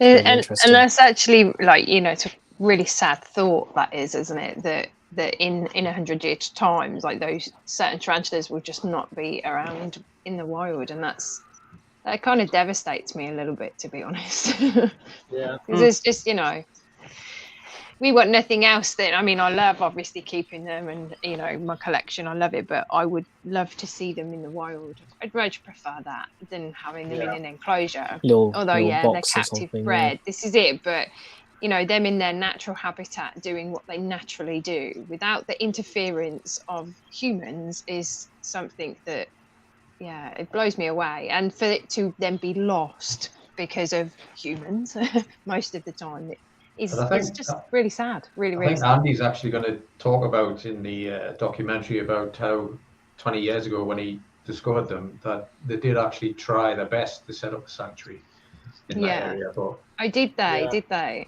Yeah, okay. And he was involved big style with ZSL and all the other Indian. Is it ICUN? Yeah. Yeah, but Andy's going to tell all that story about how he knew even 20 years ago that it was endangered, and it could easily just disappear. So he has been down that road, and this documentary will explain that whole process and why it didn't really work. That's really interesting. Yeah, because well, I'd like to know a bit more, but obviously I'll have to wait. Just a little bit longer. No sneak peeks tonight. No sneak peeks tonight. But yeah, so if anybody here in the chat, if you have just joined, because I know there's a few people that have just joined, yeah, you need to make sure that you head over to the lovetarantulas.com Kickstarter and have a look at what the pledges are to help, support Andy and Guy in what they do, because it's just so important. Like you've just said, your footage may be the last ever footage of that certain tarantula in the wild in years to come, and that's really important, isn't it? That you can go out there and you can get it, and that we support you, because we're all like-minded people. Just like we were saying about going to the shows, how we're all kind of just a community, and it doesn't matter, where we're from or whatever. We can just stand and chat because we all have this thing in common. It happens to be invertebrates. So yeah, make sure that you head over to the Kickstarter and just have it, even if it's just to have a look at it, because it's fantastic. It really is. And we've said it before, and when we used to do, and Jaden will back me on this, when we used to do the Tarantula Tubers Saturday night takeaway, we always said that lovetarantulas.com did not have the credit given to it that it needed, and we tried to push it kind of every Saturday. We were bringing it up and making sure that people knew about it, because it's not just something that is nothing, because to us it's massive. It's huge what you guys are doing, and we really do appreciate it, all of the work that you put in. We've discussed this at length, Andy, about how our audience is really small. We can't really put a finger on why it is so difficult to get support, to get likes or subscriptions, because Andy obviously tried the YouTube pathway, but we came off that. So I think, although it is a little niche of another niche, if you know what I mean. Yeah. Sometimes it's a small thing really in terms of the world, but actually doing documentaries on stuff in the wild is an even smaller part of that. But what we discover with the pledges and the support that we do receive, that it is a really small niche community, but the people who actually do support us really do love what we do. Yeah. So that's that. I mean, we would, like I said before, Andy would still carry on doing it. If nobody watched, if nobody pledged, if nobody was interested, he'd still drag me up a hillside in India, regardless, because it's just in him. He needs to get these documentaries done. He needs to do these projects. It's his life and soul, right? Basically. Yeah. It's his passion. And if even if just one other person shares that passion and comes up to you at a show or leaves you a comment and says that was brilliant, I loved it, then it's just all it's all gravy, as we say in the field. Yeah, once we found the spiders, everything else is gravy. It's gravy, yeah. But you wouldn't believe how much tension there is when you go on a field trip and you get actually into the field, and then you go, right, well, actually I have to find the spider now. It's all right doing a week's worth of filming of Andy at the train station, Andy at the church, doing all the linking shots, but when you get out of that car and you're into the field, then the pressure's really on. And you might think, oh, we've got 3 weeks left, but when you've got like 5 or 6, maybe even 10 different species to find, every day you've got to be out there. There's no days off. So we really appreciate the small group of followers that we do have. So thanks very much. Well, hopefully we'll get more people following, and we just get you kind of, more out there. I mean, we're all very much aware of you, but I'm sure that there are new people that are in the hobby that probably don't know who you are, which is why I think you coming on here is really great, because we're able to talk to you, and the people that are watching are able to see you and ask questions. So chat, if you've got any questions for anybody that's on the screen right now, then please make sure that you drop it in the comments, and we'll do our best to answer them for you. Yeah, I have a quick question for Andrew, if I may. So Andrew, during your documentaries, anybody who's watched any of your DVDs or documentaries, obviously the passion for the inverts and the tarantulas comes through, but you can't help also notice that there is that passion and this penchant that you have for intertwining the historical context, the the characters involved, the historical figures, the famous explorers, and all the people that discover these tarantulas, and the backstories involved with the workers involved in the fields and the areas where you go. I just wondered if any one of these historical characters, explorers, stands out as being more prominent for you. Not maybe because they've discovered more tarantulas, or they're more famous, but just maybe something that's a little bit more that's touched you. Somebody whose story has just touched you a little bit more than somebody else. And if there is such an explorer that is dearer to your heart than some of the other amazing explorers, why is that? But also, if you could speak to them just once, the dining table kind of chat of a historical figure, what would you ask them? Just intriguing one. Ironically, I suppose the collector that we'd all relate to is actually the one we're filming and making the documentary at the moment, and that is H.R.P. Carter. He was a railway engineer, and he's the first collector I've ever come across that actually kept them.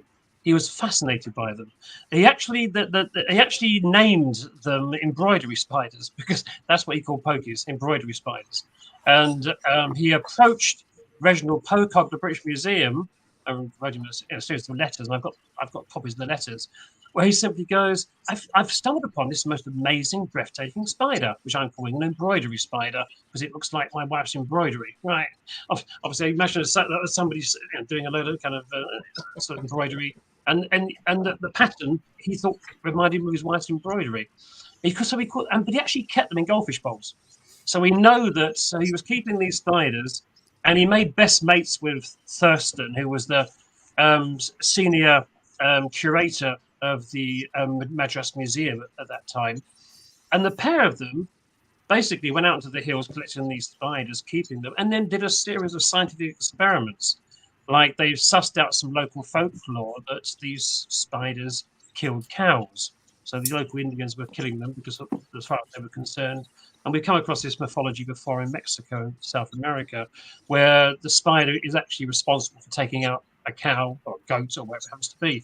So what they did was get a cow, put it on the lawn of Madras Museum, put a netting over the cow's head, and then stick a spider inside the netting, and then step back and see what happens. With an assembled crowd of Indians all waiting for the cow to die, whereupon it seems the cow promptly ate the spider. This huge tongue came out and promptly ate the spider. Right? Oh no! The folklore mythology of cow killing spiders immediately ground to a halt right now. But what comes across is an absolutely fascinating character, and he was obviously coming out to retirement.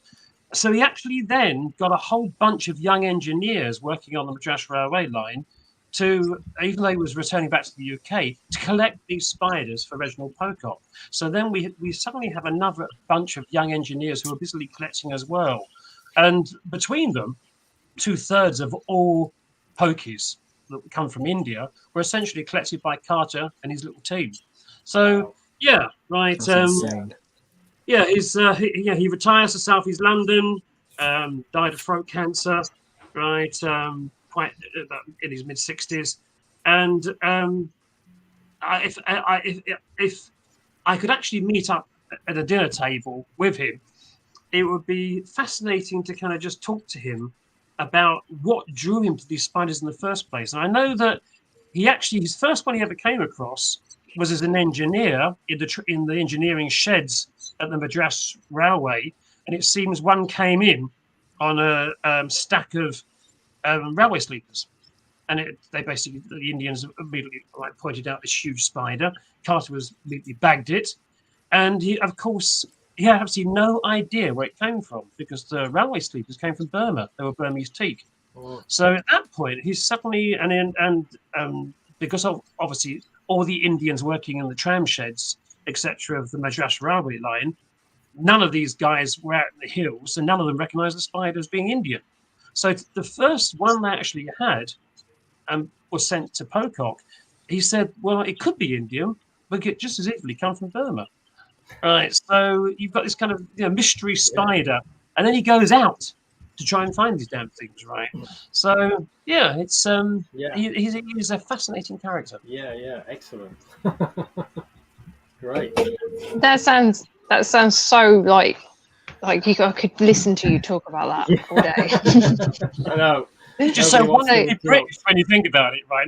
You can't find any other country in the world other than that will produce HRP Carter, other than the British Empire, basically, right? Yeah. Just amazing characters we just produce, right? And they're just fascinating. Right? So Joffy Noodle Legs, Andrew says, do any of the folklore stories shock you that after hundreds of years of these stories that locals still believe in these stories, and educating the locals would help in preservation? Oh, the best one was in Corella, and this old woodcutter, we spent the night with this old woodcutter, right? Again, we're collecting, in those days, field collecting. And we're going through the forest with this old boy, and basically the moon was a huge moon filled the sky as it can only fill a sky of stars and a huge moon. And I can remember we sat down and at a tree with this old boy, and I had my Indian student translating, and the old boy then told us this wonderful horror story of a were tarantula, and basically on the night of what they call the black moon, okay, it will follow you through the forest. He said, you're as a cutter, on the night of the black moon, you head home as fast as you can, because as the sun sets, this tarantula will follow you through the trees, bouncing from tree to tree to tree, and then leap right and bite you. And then, of course, on the night of the black moon, right, you turn into a were spider, a werewolf. They get werewolf, were pokies, right? Right? Were pokey. Were pokies. And I just remember sitting there thinking, what a story! What a piece of amazing folklore to be given this old boy, right? So yeah, that's the one thing I partly miss, although, as Guy has pointed out, we had no time. We literally finished filming A Race to the Plane. The month just went like that, okay? But if I did regret at a number of points of not having my student next to me, being able to talk, okay, easily with the local woodcutters, etc., collect the folklore, but also kind of just grill them, because you find out so many interesting things. And because we didn't have such a student with us, it meant that we were literally just focused on footage, getting the spiders, finding the spiders, which is not easy. I know people think that you can just go out into a forest and find a tarantula spider. Are they going to be disappointed? I was gonna say, I don't think it's easy, not by any means. I know teams from Europe to go out and come back having found nothing, not a sausage. Right? Okay. Believe it or not, that can easily happen. Yeah. I take some of the best collectors in the world, okay, with me. These guys, okay, can work a hillside. If there's a tarantula on that hillside, my team will find it. It's as simple as that. And in the end, over the years, you gather around you some of the great field collectors, right, from Guy to Ben, right, to Paul, Stuart. These guys know how to find a spider, which is great for me. Yeah, I think coming back to the local people, though, a lot of what you learn quite quickly is that because there's a language barrier, everyone you speak to, you've got to give them open-ended questions, not closed questions, because they'll always say yes. Because as soon as they don't understand what you're saying, they'll just say yes, and then they'll say, right, we've seen the spider, we'll take you to it, and not more times than not, we'll get taken off on a deep forest trail for 2 or 3 hours where these spiders supposedly live, and then they'll just point up into the trees and it'll just be a huge nifilla. Always. That's what they're or a huntsman. So we're like, it's definitely this way, isn't it? We've got like 2 hours left. Yeah, follow us. And then they'll just show you a big huntsman inside the where they live. And you'll be like, wow, it is fantastic, but it's not what we're looking for. That's why Stuart was a great asset to the trip in Mexico, because he can speak Spanish, and so South America's Portuguese and Spanish. So hopefully Stuart will be involved again at some point. But yeah, that's why Andy waves his round his big rubber spider at them in the which yeah, from a policeman's point of view, it's not a good look. But yeah, I mean, one for me was the Muticus, the king baboon in Tanzania. We basically turned up, and Richard Gallen, who hopefully you know who Richard Gallen is. Basically, that was my plan to do that trip because that was my favorite spider. So you end up in the original type location, which Richard knew about, and we found them. Probably took 2 or 3 days to find them initially, but then you start sort of tickling them out and stuff like that, and obviously you get a lot of local people who come through, the Maasai farmers whose land we are basically on, soon gather around, and you're often surrounded by Maasai people actually just trying to figure out what on earth you're doing on their land for starters, and why all of a sudden there's this 5 English guys with tons of cameras standing like where their goats are usually grazed. But luckily our driver for that, he spoke English, and he spoke the dialect of the local tribe there.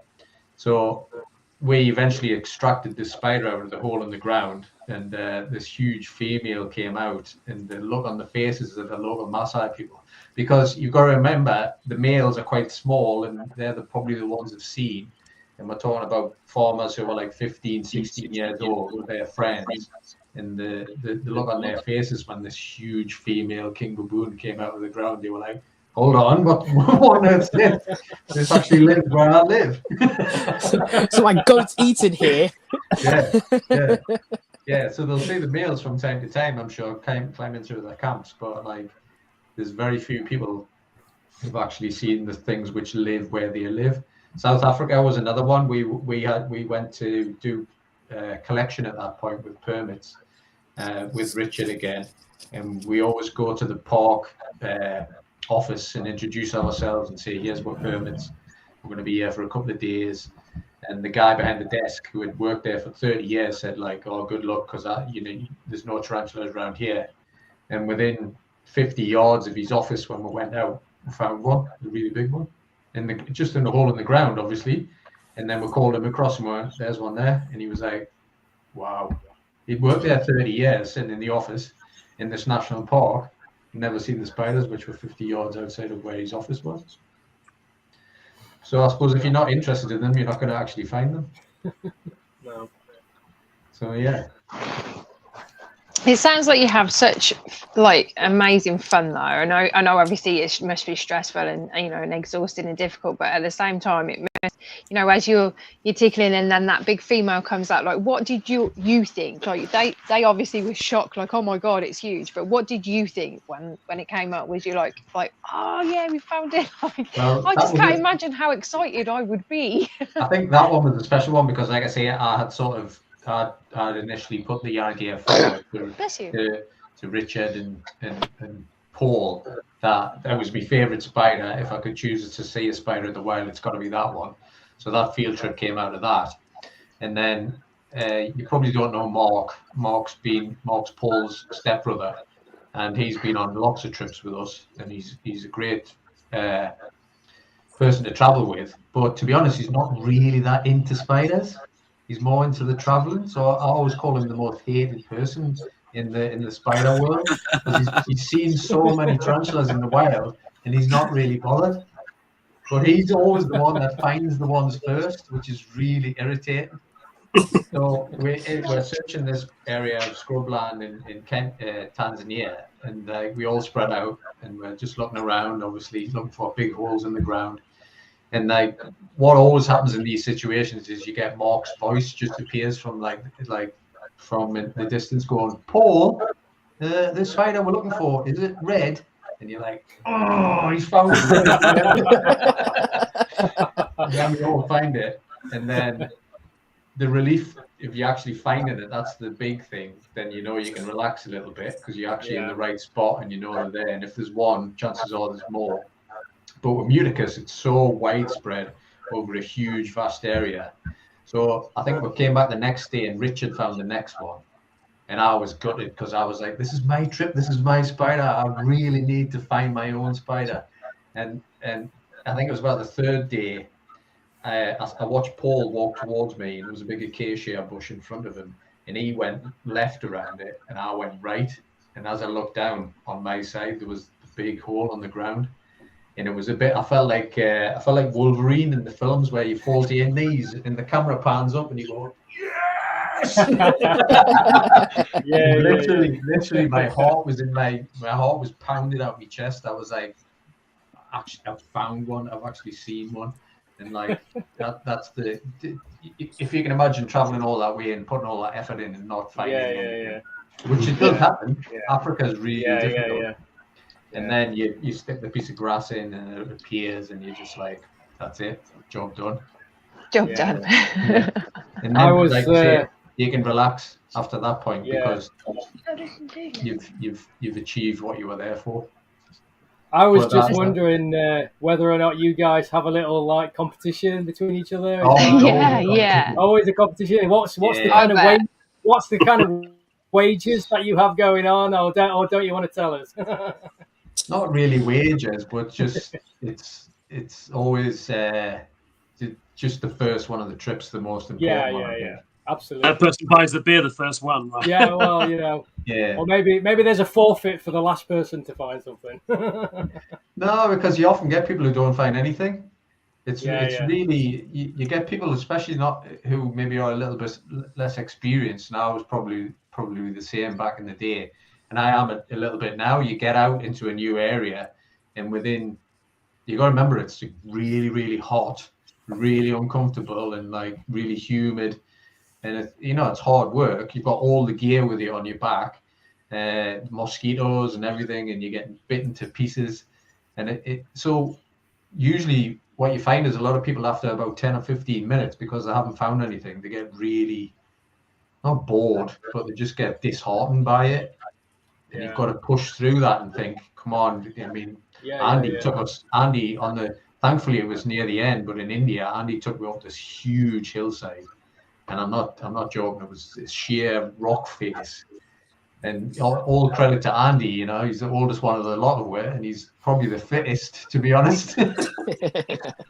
So Andy's scaling up this hillside, like literally the rock face to get to the Formosa side, and there's me and Andy, me and Stuart. Sorry, carrying all the gear.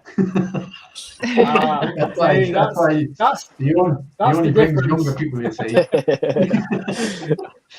and again, you don't know what's at the end of this the actual day, what's going to happen.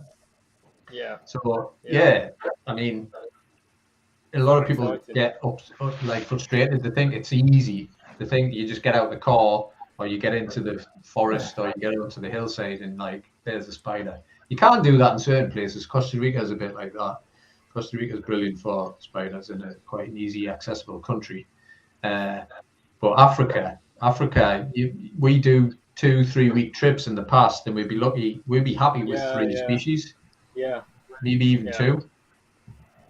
And with the King one, we were happy with just that one. So everything else, like I say, was gravy. It was great. The way we had to open the car door, I stepped out, we looked down, and right by the car door. That was that happens as well. Yeah, that happens a lot as well. Yeah. Do you not get a bit disheartened though when something like that happens, just because you're like, oh, but I really wanted the whole adventure of trying to find you? No. Seriously, you would rather have. When the tarantula found you, that's what that is. Yeah, you'd rather find it straight away, and then you're not disappointed if you spend the next 4 days and you don't find anything. Yeah. Because that's fair, yeah. But I've been with Ray, Gabriel, and Richard again in Turkey, and we drove through the mountains, and Richard said, "Yeah, this looks like a good spot." And Ray got out the back of the car, and there was a stone at the back of the wheel of the car, and he turned it over, and the spider was there. Just like that. Just like that. Yeah, he bought beers that night. If only they were all that easy and simple to find out. Well, I think they are. They're probably quite. I mean, even we spent days and days searching in India, thousands of trees, and don't find anything. But that doesn't mean to say they're not actually there. It's just you either couldn't get to the tree they were in, or they were just in the next bunch of trees which you didn't manage to search. But before, if anything happens before that, you have to hear Andy's story about actually rediscovering Metallica in India 15 years ago, which I'm sure he's going to tell on the documentary. But when Andy tells this story, I'm sure he'll tell you now. It's a brilliant story, and even I was blown away by it. Yeah, it's the thing, of course, is that when we actually went out there and searched Metallica, we didn't know it was blue. And when you actually look at Pocock's original paper, by the time the spider arrived in a probably jar of spirit, 3 months by steamship, it arrives in the British Museum. Pocock's probably on holiday, finally gets to see this spider. And of course, it's gone brown in the alcohol. There was a little bit metallic on the task. That was it, really. So we had this amazing situation where I had tracked the location by using Madras railway maps.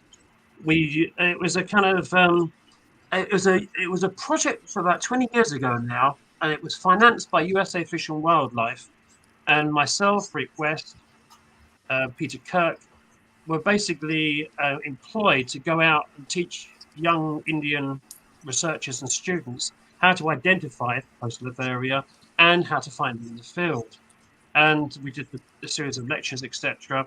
And then myself, Rick West, and Sanjay Mula, and my mate, Dr. Danny, we then went forth into the hills, so to speak. And obviously we went straight to Guti, where the type specimen came from, and found the original railway sheds, found the bungalows where the engineers were staying, and probably for all intents and purposes, there was the railway, stacks of firewood, and that's where Metallica had been found. The trouble is, of course, is that part of the Eastern Ghats is completely cleared. You stand there and you just look at the hillsides and they're completely gone. They've been cleared 150 years ago for trees. Goats have now nibbled everything. There's nothing there. They're completely barren. So I'm thinking at this point, well, if it's a local spider, it's now gone. And then but the chances were, I concluded, that the firewood was being collected elsewhere. And we've got the Madras railway maps, and we could see what were branch lines heading off into the hills. And what we did was literally follow the railway line, head off down a branch line, and myself, Sandy, and Rick and Danny, we began to work the hills. And the year before, I'd been in Sri Lanka, and Subfusca, the Highland version, I discovered generally on the escarpments. And the guys had tickled out a little Formosa, and I left them and scoured up this hillside in the manner that Kai described. And it must have been about 15, 20 minutes. I finally got into the escarpment itself, and we went back to that spot in this documentary. And there was a series of trees, and eventually I spotted a tree with some silk and a hole. And I can remember getting my camera kit out, etc., and then tickling it, a little bit of grass as you do, and the spider suddenly burst forth out of this hole. And I can remember thinking, Jesus Christ, it's blue, right? And we're talking, makes. I describe it from lividum. It makes lividum look pathetic, This thing is there. It's a young. It's bigger than a juvenile. It's a young adult. So it's gorgeous, We're talking seriously blue here. And this thing flashed out, stood there in front of me, like kind of thinking, it's almost like kind of South East London boy, It confronted me in the whole. Hard enough, right? And my heart went, wow, it's blue. And I can remember it went down the hole again. And I actually sat down beside the tree because my heart was racing so hard. I can remember sitting down thinking, it's blue, right? I've just got the most beautiful spider in the world. And in those days, we didn't have modern digital cameras. You guys, it's so easy now in comparison. I had a 35mm SLR, and I can remember, roll the film you put in the back, right? But it was the last of the SLRs, 35mm jobs. And I can remember tickling it, holding the camera, and then just pressing it for the whole roll of film. and there's just one image comes out with you can see the spiders up, and then there's the blue, and then it just disappeared again. And I can remember packing all my kit and getting my little whistle out. You're thinking, we carry whistles just in case you end up breaking a leg or something by yourself on the hillside. I can remember blowing my whistle, thinking I shall summon them forth. Little spider. I love it. Come to me. Like, blow me little whistle, right? And nobody turned up. Right. So I remember hiking all the way back down the hillside again to find the guys had tickled out this tiny little formosa and said, "You're never going to believe this. I've just found the most gorgeous spider in the world. And didn't anybody hear my whistle?" And they went, "No." I was thinking, that's really useful. Should you break it down on a hillside, right? Don't even hear anything anyway. So we all trekked back up this hillside again, and then basically took it out a couple of really handsome juveniles. Zoo outreach. They collected them for the first time, and we basically drove back to the nearby town and got drunk. No way. Celebrating. You were celebrating. Yeah, absolutely. Wow. Do you have that picture that you took? Do you have that? Like, is that somewhere I can find that? I've used it in lectures, etc., and it will be in this documentary. I'll try and find it. Oh, okay. I'll try and find it. I think I've got a copy of it, but I'll have a quick look. But just carry on. I'll get back to you if I find it. Okay. Oh, that's The only one that came out. Yeah. Nowadays, with modern digital camera gone. Right. Yeah. It'd be good. Yeah. Right. In those days, it was a completely different world. Right. Yeah, I can imagine all you were thinking about on the way home was just getting into that dark room and exposing those pictures, or getting it. However, you were going to expose that camera, those images. I bet that is all that was on your mind at the time. Is there going to be at least one photograph? Will there be one photograph that is okay? I got back to Lewisham, as South London in those days, and I had a sack, like a pillowcase full of rolls of film. And I used to go into Boots and hand it over to the girl and simply say, "This is it." All right. And they used to give me a discount because I had so many photographs. You're just going to, and you get all these rolls back again, packets of film. And you go, rubbish. Oh, that's not bad. Rubbish. I have a bin, and in those days, rubbish. And you just shot a whole 36 roll of film, maybe 4 photographs were worth anything in all that. You put aside another roll, and it was a nightmare. And I can remember Africa as a kid arguing with guys who want to put my rolls of film through in customs in those days, right? African airports. They'd have these machines to X-ray your film, everything, and you don't just fry the film. This guy in full setting. I go, no, please, right? Smuggling cocaine. No.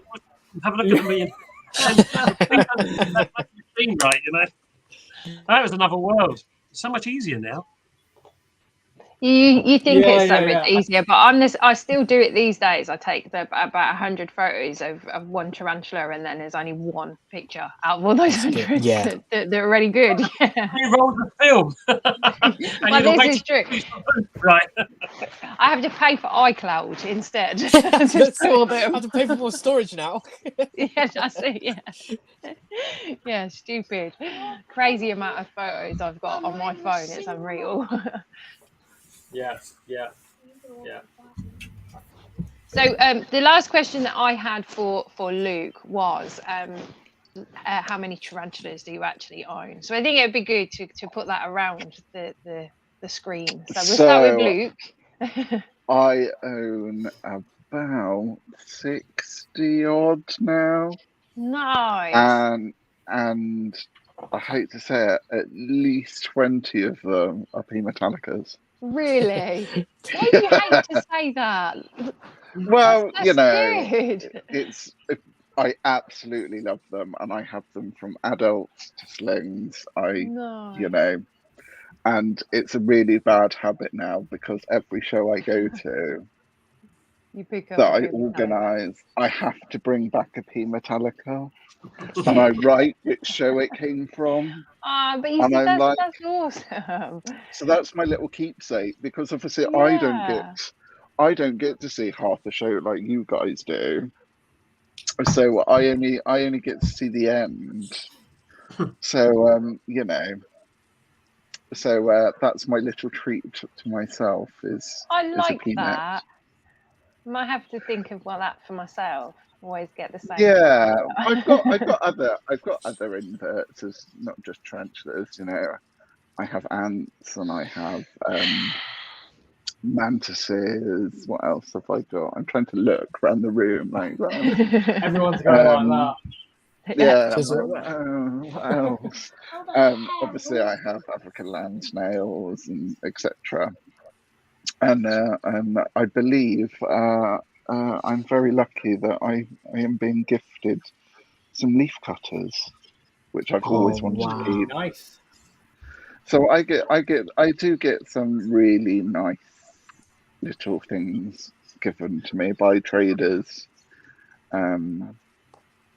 So it is nice, and I think that's just their way of showing their appreciation of what we do. You know, I know Andrew. Awesome. I know Andrew has been to a couple of our Invert shows, and he is very well loved within the community. I always, when I do walk past, there's generally a queue at his table. I think you know, I'm like, who are they queuing up to see sometimes? I'm like, oh, what's all the fuss about? And then I realised it's Andrew's table. I'm like, now I know. Now I know who it is. So we try to put them at the back of the hall generally. So, you know. But yeah, so about 60.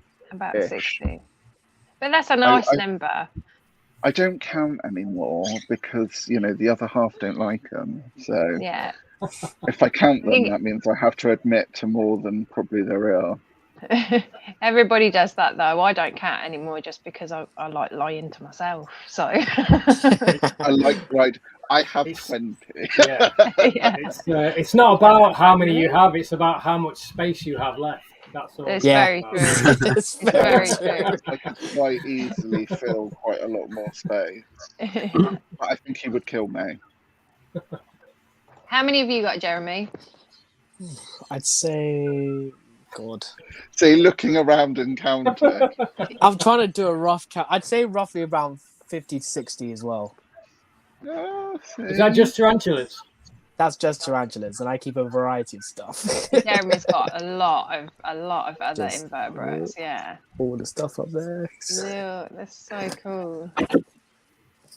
Yeah, I've got a couple breeding projects on the way for tarantulas as well. So, got a couple males coming next week. So hopefully it all goes well. Looking forward to those streams, Jerimie. Yeah, I'm definitely for one of them.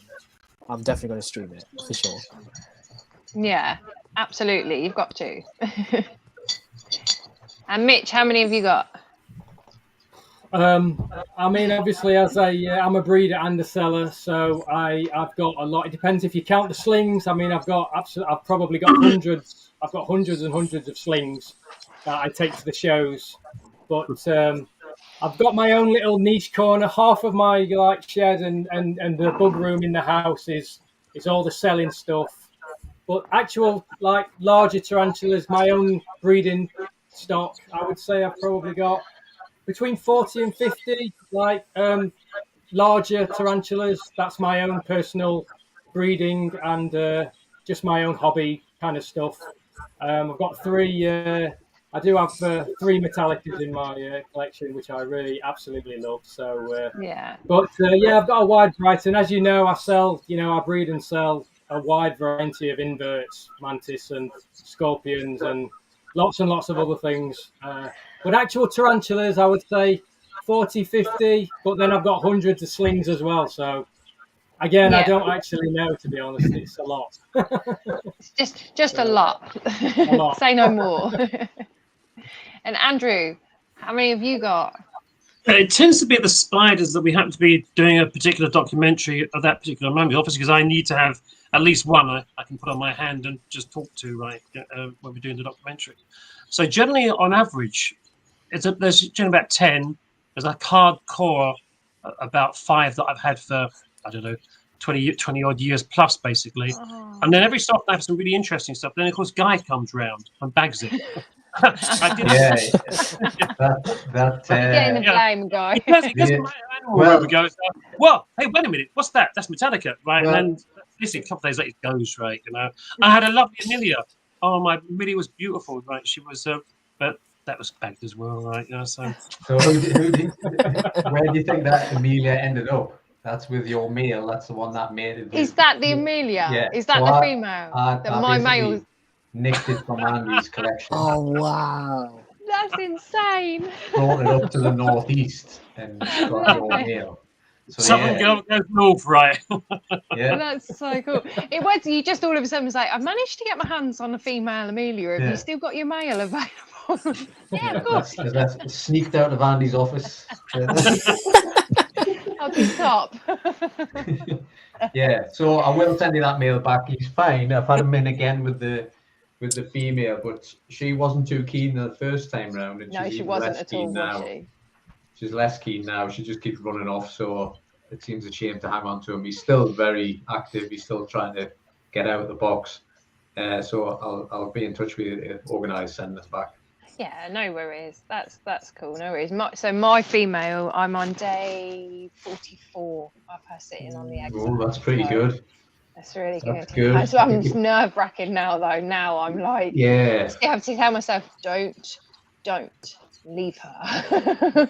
Yeah. Don't do it. Just leave her alone. It's the hardest thing in the world because whatever you hard. do, in hindsight, you could have done differently. Yeah, that's it. The joy of breeding spiders. I've been doing it for 30 odd years, and you never make the right decision unless it goes all right. Yeah, So, yeah, that's it. And then the next time you'll do it exactly the same, and then something will go wrong. Yeah. So that's the joy of the frustration of spiders. Well, so far, I mean, she's here. She's in this one here. So far, she's being fantastic. She's a really, really good mum. So, yeah, fingers crossed she carries that on, and it's successful. But yeah, still got a fair way to go. Yeah, because did you suggest maybe like 80 to 90 days pulling the sack? No, I left mine full term. With most of them, I prefer to see the female surrounded by spiderlings. So you just let them come up, Yeah, but with a lot of there was a strange story with that Himori that I did. I was going away. I was going to Shetland Island, and I knew if I left, I would come back and it would either they would have hatched and probably escaped. Yes. So I actually took the egg sac off that. I think it was at day 65 or something like that, and then actually put it in an incubator and carried the incubator on the ferry up to Shetland. No way. Valuable egg sac that. Yeah, I can imagine. And it paid off. Absolutely. I've lost count the number of times I've taken ooths on holiday with me because I knew they were ready to hatch. Yeah. I've taken ooths on holiday, all kinds of things on holiday. You have to, honestly, it's I had opened it before I left, so I knew it was okay. But on that ferry, I had a dog cabin because I had the dog with us, but nobody knew I really had like 600 spiderlings on the ferry. And then had to bring them all back again. And it's a good job I did because a lot of them went moldy, So you had to like keep the mold out, and every couple of days you take out the dead ones. And if I had been away without them, they probably would have all went mold. Could have lost it all. So it was definitely worth it. So if you can leave it right to the last minute, that's the best thing. But I would say on the other brackies, it was like 90 days. And the Bormai I opened on day 90 or something, and it was literally 1 or 2 days from hatching on its own. Oh, really? Yeah. So had you have left it just a couple more days, then it would have hatched it out itself. No way. Yeah. I mean, I would love to just leave it with her, so I may just do that then, because it's just. Don't blame me though. I won't blame you. I'll go be canning for you, Guy. Guy's fault. Yeah. No, the reason I got Andy's female to have a backup, just in case my advice just goes all wrong. No, it's all right. I mean, the female is actually not my female either. I took her from Tarantula Dan, so she actually belongs to Tarantula Dan. It was I had the male, obviously, and then was looking for a female, and he said, you know what, here, I have my female, and breed her, go for it. And I'm so glad that I did. And she was well up for it. Yeah, she wasn't like your female. Your female didn't look like she was interested at all, did she? Nah, she was a southern girl. Very hard to get. Very hard to get. So, Jaden, how many spiders have you got then? It looks like quite a lot there. I'd say anywhere near about 500 with mine and Craig's, but that's mainly Balfouries, so. Mainly Balfouries. Yeah, squeeze that one in there, didn't you? Yeah, to squeeze Balfouries. Well over 50% of Balfouries. Balfourie are awesome. We did discuss Socotra, didn't we, Andy? Yeah. But, it's a heavy. How amazing would that be? That would be so cool. I think it's quite a dangerous place, though, isn't it? It's quite hard. Yeah, it is, unfortunately, right? So many wonderful tarantulas are in very strange, dangerous places. It's like, I've always said that eventually we will find Hercules. Like, I've got so much information about Hercules. I know exactly where the damn things are. I know, right, the guy who found them, blah, blah, blah. I've even got photographs of the site taken in 1890. Right, and it's a really dangerous area, basically. Really? So, yeah. But because it would be amazing if you could find one of those. I mean, I love the Gigas anyway. Like, I love them. But yeah, that's crazy. You don't want to obviously risk yourself if it's a dangerous area, though. Yeah. It's kind of. I was going to say it's not worth it, but it kind of is. I think if Andy's ever diagnosed with some terminal illness, then that's where you'll find him. He's got 6 months left to live. Yeah. You have to tell, right, Jude, you're going to Spain, right? I'll be sitting in my care home, and there'll be a little pebble hits the window, and I'll look out the window, and I'll be Andy in his wheelchair going, "Let's go, pack your bags, and we're going." Yeah.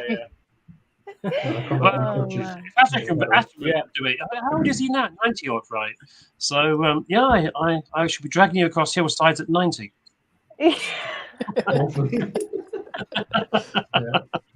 You better look after your legs, Guy. Yeah, exactly.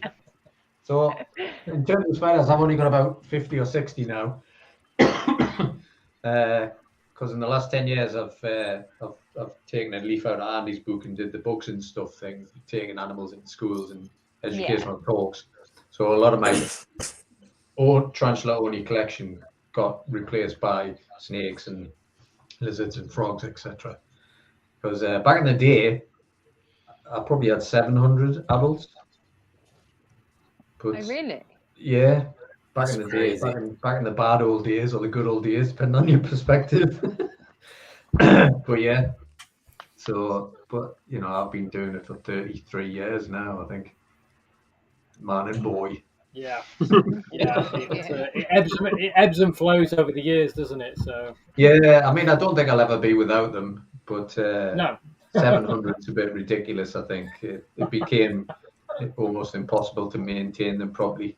Yeah. And, you know, it's a full-time job just feeding spiders and rehousing spiders. Yeah. So I'm happy with 50 or 60. I tend to do a field trip, and if I find a spider that I'm inspired by, then I'll try and get a pair and then try and breed them. But yeah, only about 50 odd. But I think that's quite a nice, comfortable amount, number, isn't it? Yeah, it's a nice number. Yeah. You got to remember, 30 years ago though, there wasn't half as many spiders available as there is now. There wasn't. Well, I've got price lists from Ron Baxter and Ian Wallace, the original people from like 30 years ago, and there's like 20 species on the lists, you know. Now it's just countless, undescribed species which you can get a hold of. So it was a lot easier back then to try and. I wouldn't say I was obsessive about collecting everything. I wasn't by no means, but there was, when you went to a show, for example, there would be like 50 species, maybe even 30 species, and it was achievable to actually find the one you wanted. Yeah. Now these days, I never. You were saying earlier about nobody goes to the show and says they'll not buy anything. Yeah. I think if you ask Andy and Paul and me, people who've done it for over 30 years, we pride ourselves on not buying anything. Yeah. I don't know if it's my age or my eyesight, because I walk past the tables of all these tubs with little labels on them and I can't read them. I'm just like, you know what? I don't need it. I mean, not going to pay attention. Pulchra peas, all these beautiful spiders that have come out recently. I mean, I'd love to own them and have them, but after I'm sure you all do it. You buy one, you're excited about it, and then you put it on your shelf, and you just like, yeah, I like it, I'm looking after it. But a lot of people are like, what's next? Yeah. What's next? Yeah. And once you resist buying things, I shouldn't say this with Luke here, to be honest. The whole business is based on buying inverts, isn't it? But once you Guy is now officially banned. Yeah, I'm the person who walks up to them kids looking at the tables going, you don't really need it. So mean. It's a bit like with any addiction, I think it is, because that's what it is. Essentially, it's an addiction, isn't it? Once you break the addiction, once you go to a couple of shows and you haven't bought anything, it's so much easier to come away and think, hey, I've only spent £6 on a box of crickets today. Yeah. So yeah. I must admit that the shows are coming back though, because 30 years ago there used to be shows practically every week, and they were really well attended, and for the last 10 years it's really dipped down, and now it's starting to come back up. My only concern is now we're out of Europe, that all these seas was good because it was still really well attended and there was lots of traders, despite not having the huge influx of European traders that they're famous for. So I think we will survive, and I think you'll agree there's a lot of British homegrown keepers who are now expanding and adding stock. Totally agree. So I think we've filled that gap, so I think we should be all right. Yeah. It's like so many new for the smaller people to start coming up. Yeah, definitely. Yeah, because it is the future, isn't it? I mean, the kids we're not the future. Me and Andy, it's like, my hair used to be down here, and they were back in the day. But yeah, it's great. I love the shows now, just for the social aspect, really. Yeah. Sometimes and we do have people like Guy who don't go and buy a single thing, but just do it for the social side. So again, that is really another really nice side of it, because they catch up with old friends, they make new friends. So I think we like to kind of think that invert shows kind of like cater for everybody. And I think apart from BTS, I don't know any invert show that is bigger than Invert Shows UK. Yeah, I don't think I know. I'm aware of any either. No, I think it goes BTS then us. Yeah. You've got to thank Andy there for being the founder of the BTS, of course. I love where it all began. That was a long while ago. One day we shall take that crown. I thought you were going to say we will take that show. We'll buy out. Not at all. I mean, you've got Taunton. I mean, what's next? Well, the world is our oyster, as they say. There's only so many places you can visit in the UK, Yeah. At that point, I must promote the lectures though, which are coming up as well. And I can't make them, and I'm so annoyed that I can't make them. The downside of the shows, especially if you've got a table, is you just can't speak to anybody for more than 5 minutes, because you're obviously selling stuff and you're chatting to so many people for so short amount of time. So the lectures is a brilliant social event for that sort of thing, because it's over 2 nights as well, you know. Yeah. And I know it is expensive, but definitely worth it if you can make it. I know. Yeah, we just can't do it this year, but we've my husband, he's like promised me, he's like, we'll do it next year. We will do it next year. I'm like, you better. We're doing it next year.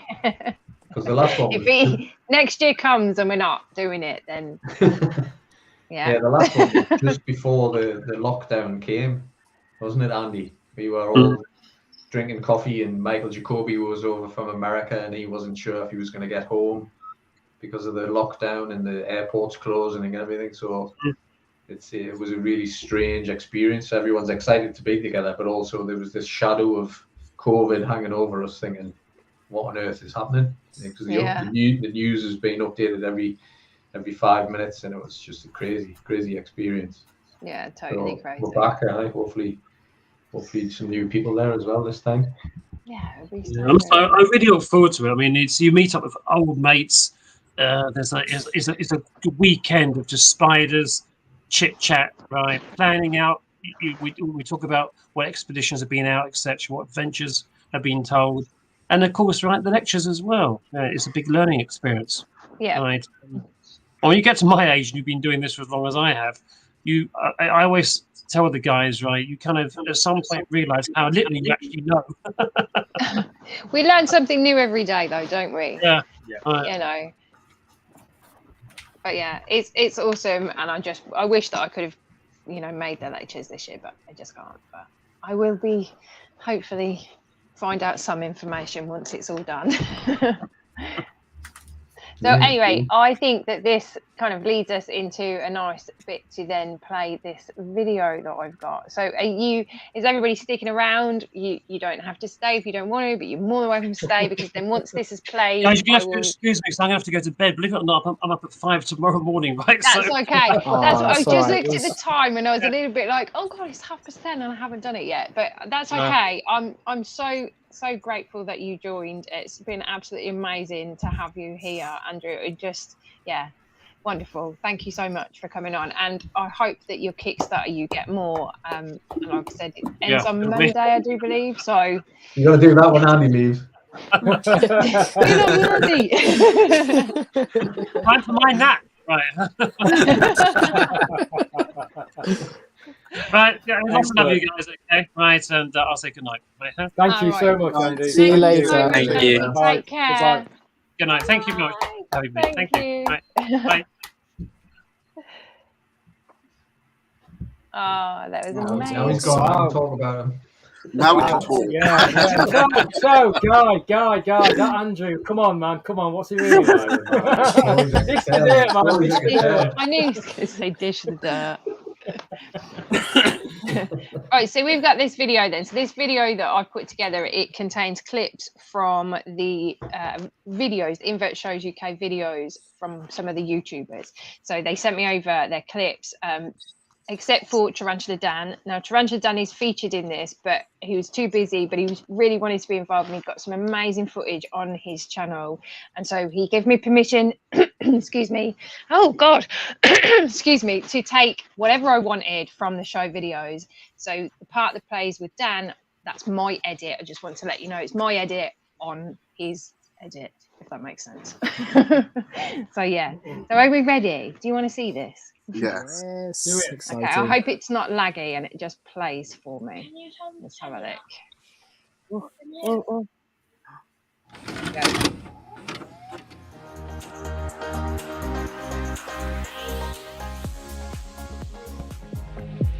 Sometimes you gotta see it with your own eyes. Run wild, you gotta let it out, those good vibes. I'm on a trip with you. Go down, salute the sun.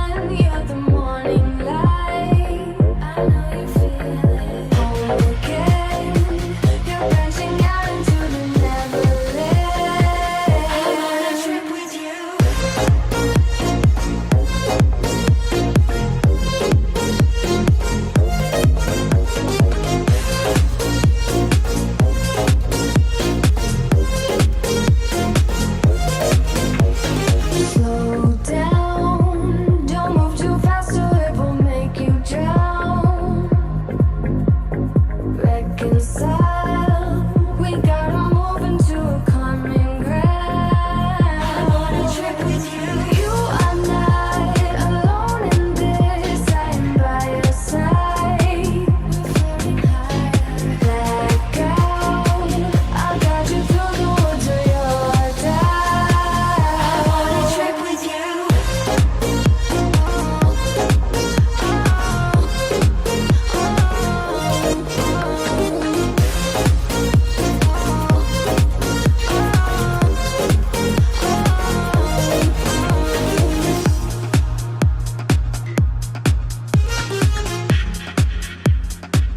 I'm on a trip with you.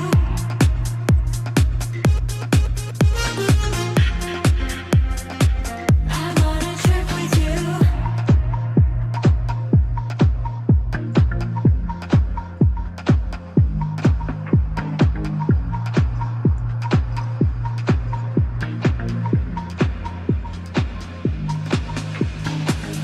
Go down, salute the sun. You're the morning light. I know you feel it. Home again. You're branching out into the Neverland. I'm on a trip with you.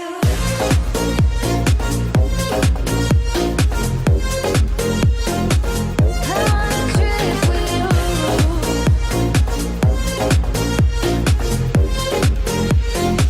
Hey, yeah.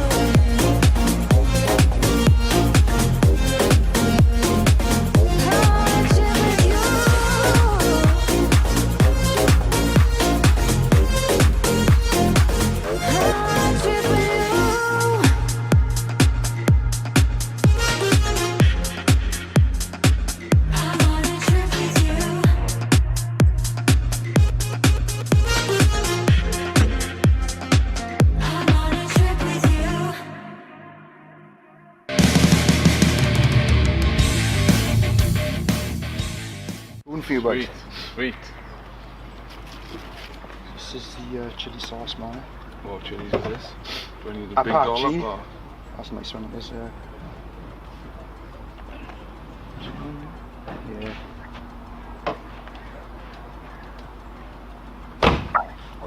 It's lush, isn't it? It tastes like the Hot, but yeah, initially hot, and then it goes away. like chutney. Yeah, very chutney, very much like Oh, chutney. that's good. Coriander and garlic in it afterwards. Coriander from the garden as well. That is banging. Put banging, some isn't ribs and that on the barbecue. Yeah, exactly. Yeah, So yeah. it's warm, but it's not. First burst, and Don't then blow your head off.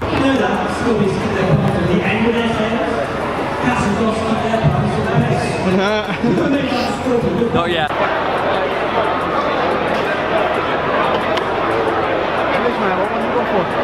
What's the difference? they're both the same. The green ones are the right bun, so they'll go red. They'll turn red like a banana. Which ones are ready to go then? I'm just going for that one. Why? Why not? I'll go for that because then it's smaller. I think it will be as hot. There you are. Happy days, boys. Cheers. Cheers, buddy. Not eating it now though, yeah? No.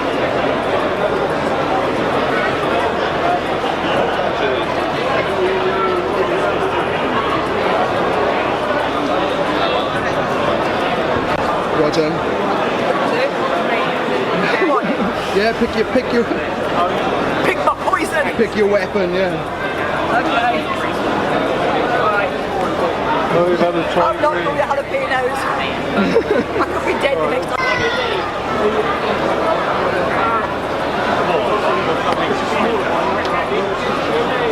You gotta take two, remember? Yeah. Going big or go home? There you are. Happy days, man.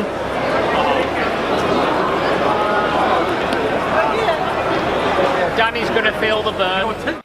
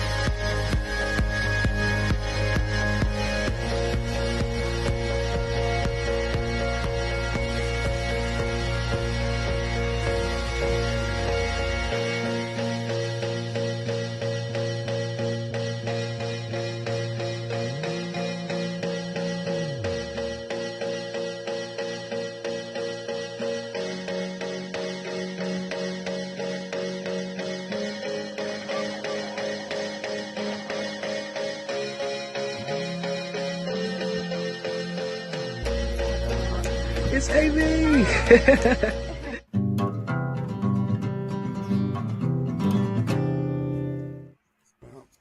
It's time.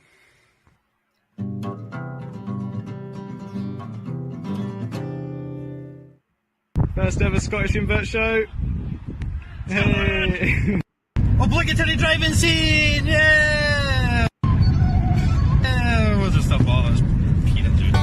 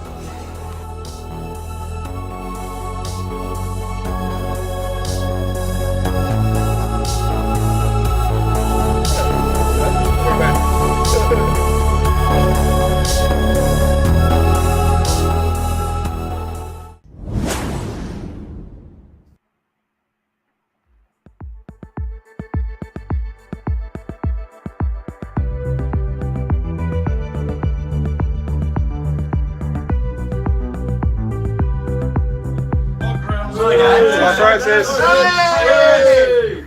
Hi, Silex. Happy birthday to you. Happy birthday.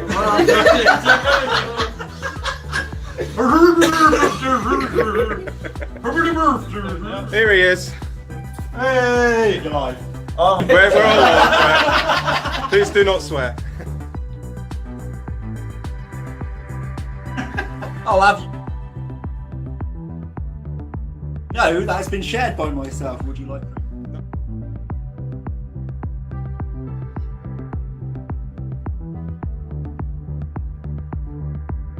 He says, "Are you enjoying the show?" Good.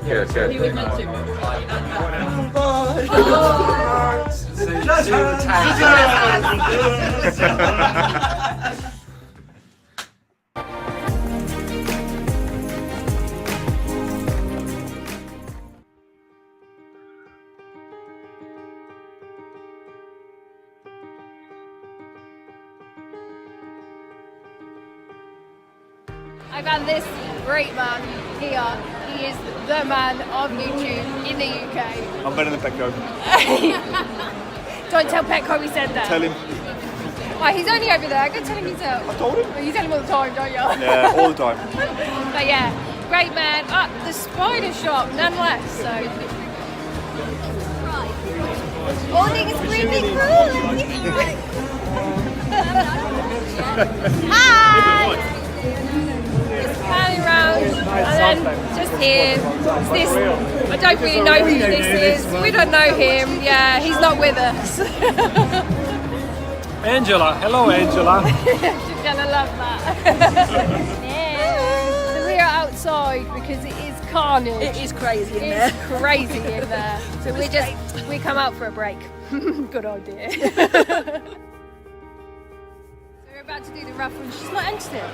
What the heck? Beth, man. I was too busy shopping. She's got loads and loads of goodies, so look out for her video. She has more than me. 222. All right, 222. Nice and loud now. 222. 3 little ducks. It's Lee.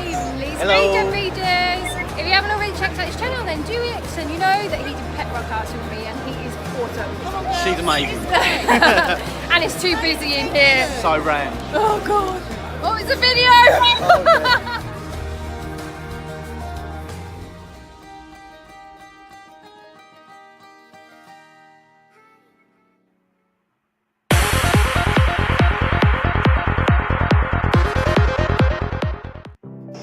You ready to give us a smile?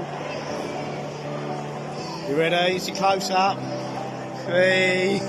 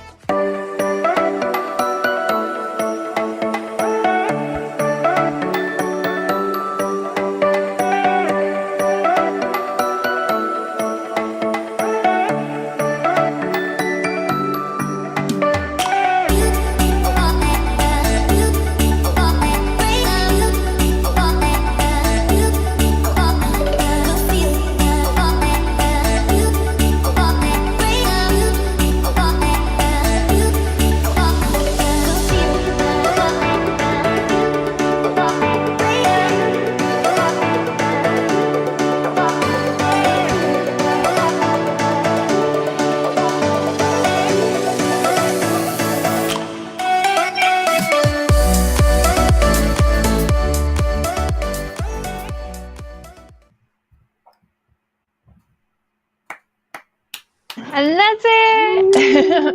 That was amazing. So good. I Some mean, of that made me quite emotional, seeing going back to like the beginning of like to the beginning. my invert journey and how it's progressed to it is today. So thank you for that. It was lovely to see. So I really enjoyed that. I mean, I love like opening it with Dan's clips, because Dan had captured obviously the time lapse footage of the tables being put out. I thought that was really cool. The stock coming out, and then the queues, and then the people coming in, and it just showed the magnitude, how big it actually is, like, and how many people do actually attend just to attend the shows. A lot of work goes into it. Yeah, that's it. A huge amount of work goes into it, not just by like Invert Shows UK, but also by every single trader as well, and everything that they have to do. Without them, we wouldn't have a show. Exactly. And then obviously everybody else is, with their clips, they're showing the social side of it, and everybody's just happy, and everybody's smiling, and it gives me goosebumps. I loved it. And do you know what the other thing was? How small Princess Sophie Pink is. Yeah. Like, she's like got such a baby face. I'm like, oh, she's grown up so much. I was thinking when we were looking at some of those faces, some of the clean shaved faces, and even some of us look so much younger, and they were only a few years ago, and I feel like it was 10 years ago or something. Yeah. So people look so different. It feels like it was a lot longer than it actually was. I think COVID, I'm so happy that they're back, 2 years off. Yeah. Thank you. I would say I am happy that they're back, but I'll find out after Sunday. Yeah, I mean, I remember I was on the BTS committee for several years, and what you don't realize is how much work actually does go into a show from an organizer's point of view. And one of the worst nightmares for me was the tables. Yep. I don't know if do you have to lay the tables out and take them away? Yeah. So we would do. I shouldn't technically, because I have a spinal issue. Yeah. And, sadly, my spine is crumbling, so I shouldn't, but I do. Well, back in the day, the BTS shows were always in schools. So the only places the tables were in schools were in classrooms. So all the committee had to go into all the classrooms and collect all the tables, bring them down many flights of stairs, take them across the yard into the sports hall, put them all out, do the show, and then at the end, everybody just leaves, don't they? And goes, yeah, it was a great show, bye. All the traders leave, and then you've just got the chaos of like 500 tables. You've all got to put them all back in the same classrooms that they came out of. Yeah. Oh, no. So I think, thankfully, these days, BTS is in that sports hall, and I'm sure they put the tables out for them all. Well, the tables are at least there, delivered on site. So I don't miss that aspect of school tables. And of course, what's under every school table is just tons of chewing gum. Yeah. Yeah. You're just covered in chewing gum and absolutely worn out from carrying tables across yards. you see, I think for me, like, I always appreciated that there must have been a lot of work that went into a show, but I would stand in a queue, and then I would come in, and then I would shop, and then I would go. But for the last couple of shows, and like I did it with Jaden, we helped with the spider shop. So we were on their table. So we were there early, we were helped setting up, we stayed behind, we helped packed away. And then that's when you actually realise, actually, this is a lot bigger than we even think. Who did we just lose? Mitch. Oh, Mitch, no. man. Why do I look around like who's gone? Like I should. Yeah, I was just looking at like who's gone. But yeah, I think it gave me a bigger appreciation for the shows and actually what goes on behind the scenes and all the hard work that is put into them by everybody. And then that was what led me then into wanting to do this stream, to just show that I actually massively appreciate it. And I'm sure there's a lot of people out there that do. Obviously, there's going to be a few that probably don't realise, like I didn't realise back in those early years, but now I massively do. And thank you. All I can say is thank you to Invert Shows UK for doing what you do. Because welcome. Yeah, it's amazing. As a hobbyist and a YouTuber, you know, I just love the shows. Love them. I'd just like to point out though, and as I said, that northern show is not really a northern show, though, is it? Mr. K, pipe down. I would say children should be seen and not heard, but OAPs should be dead and not seen, maybe. Dead and not seen. It is a northern show. It's just sadly you missed the very first part where I said that the original venue is being demolished and being right. So that's why we couldn't go back to where we were originally. All right, but it still wasn't a northern show, was it? It's a northern show. Well, if I've got to drive south to get to it, that's not a northern show, is it?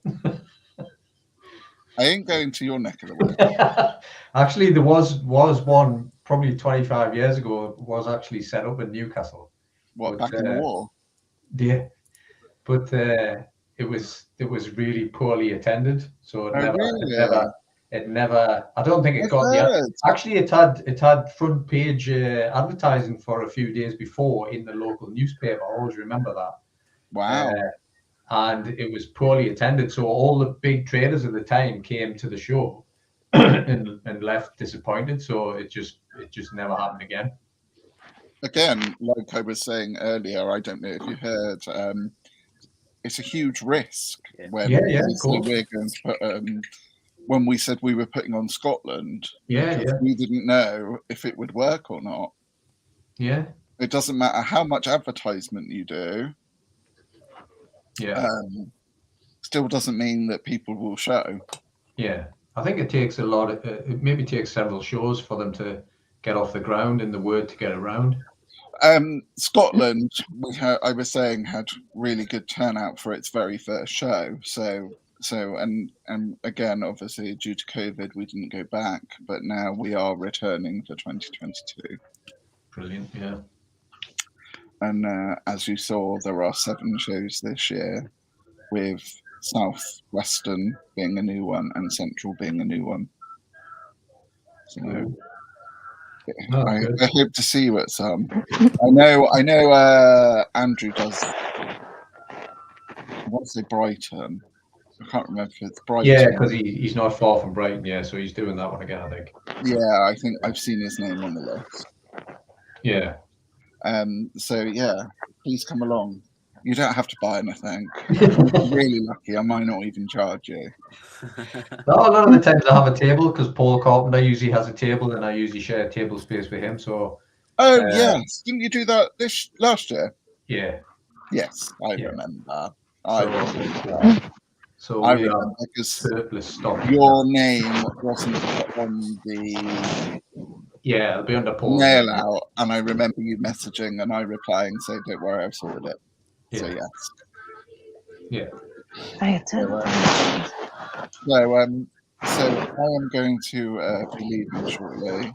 Yes, well, I thought before you go, just because you are the one that's donated the prize for the giveaway of the family ticket. So yeah, which you said was to get them in an hour beforehand. Yeah, so Invert Show UK would like to give a family of 4 tickets to come to any of the 7 shows. So it doesn't have to be Taunton, it can be whichever is nearest to you, and have 1 hour, so you turn up literally an hour before we open, and you get to look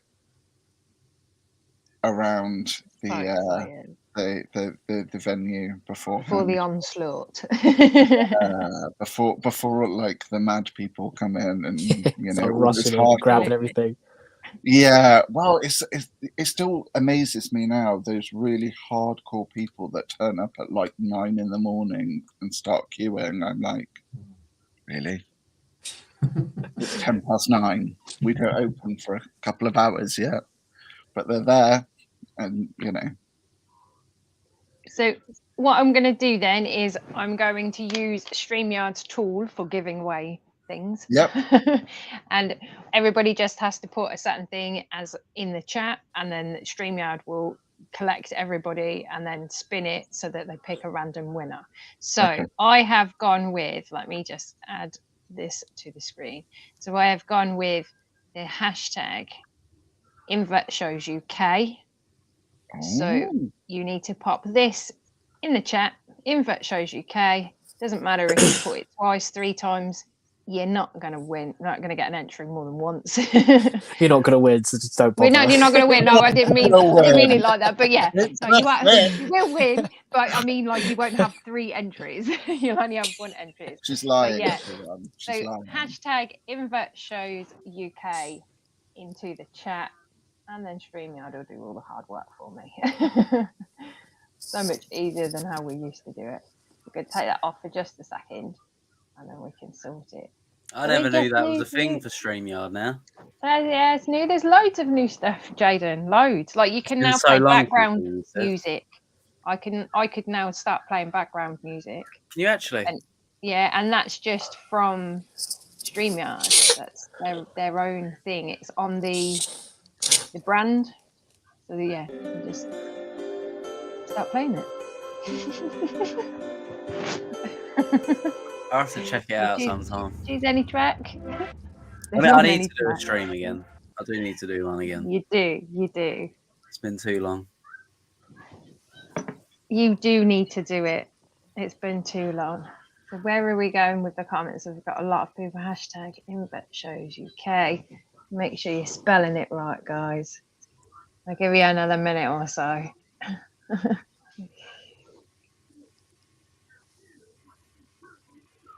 Oh, is that photo guy? Is that the photo that? Oh, that's so cool. Oh, wow. I can only just imagine what he felt like. Yeah, can you imagine that? I just can't believe that because nobody knew it was actually blue. It's crazy. Just a piece of history there. It just is. that one photo. It's blue. Yeah. It's blue. Can you say blue? All I can think of is Boris Johnson saying blue. Just blue. Yeah, my internet kicked out. That's all right. We haven't drawn it yet. So Chris said, "Show it again." He's terrible at spelling. all right, hang on 1 second. What? Showing what? Hashtag Invert Shows UK. Or Invert's House UK. You could say it that way, couldn't you? Invert's House UK. No, I don't like that because I'm now going to be like when I answer the phone, going, Invert's House UK. They're like, oh, I think you've got the wrong number. I'm like, no. Yay, Chris has got it in. Okay, let's do it. Let's do a countdown. And then we'll draw it. So, good luck, everyone. StreamYard's telling me 13 entries. Wow, unlucky for some. We've got 28 people watching though, so come on, guys, get those inverts. come on. Shows UK's in.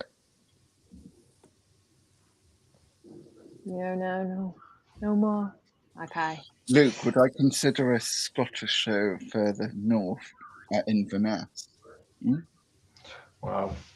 Oh, I don't know about that, Angela. It would be good though. So that would be right. Well, not right near Angela, but not far from her.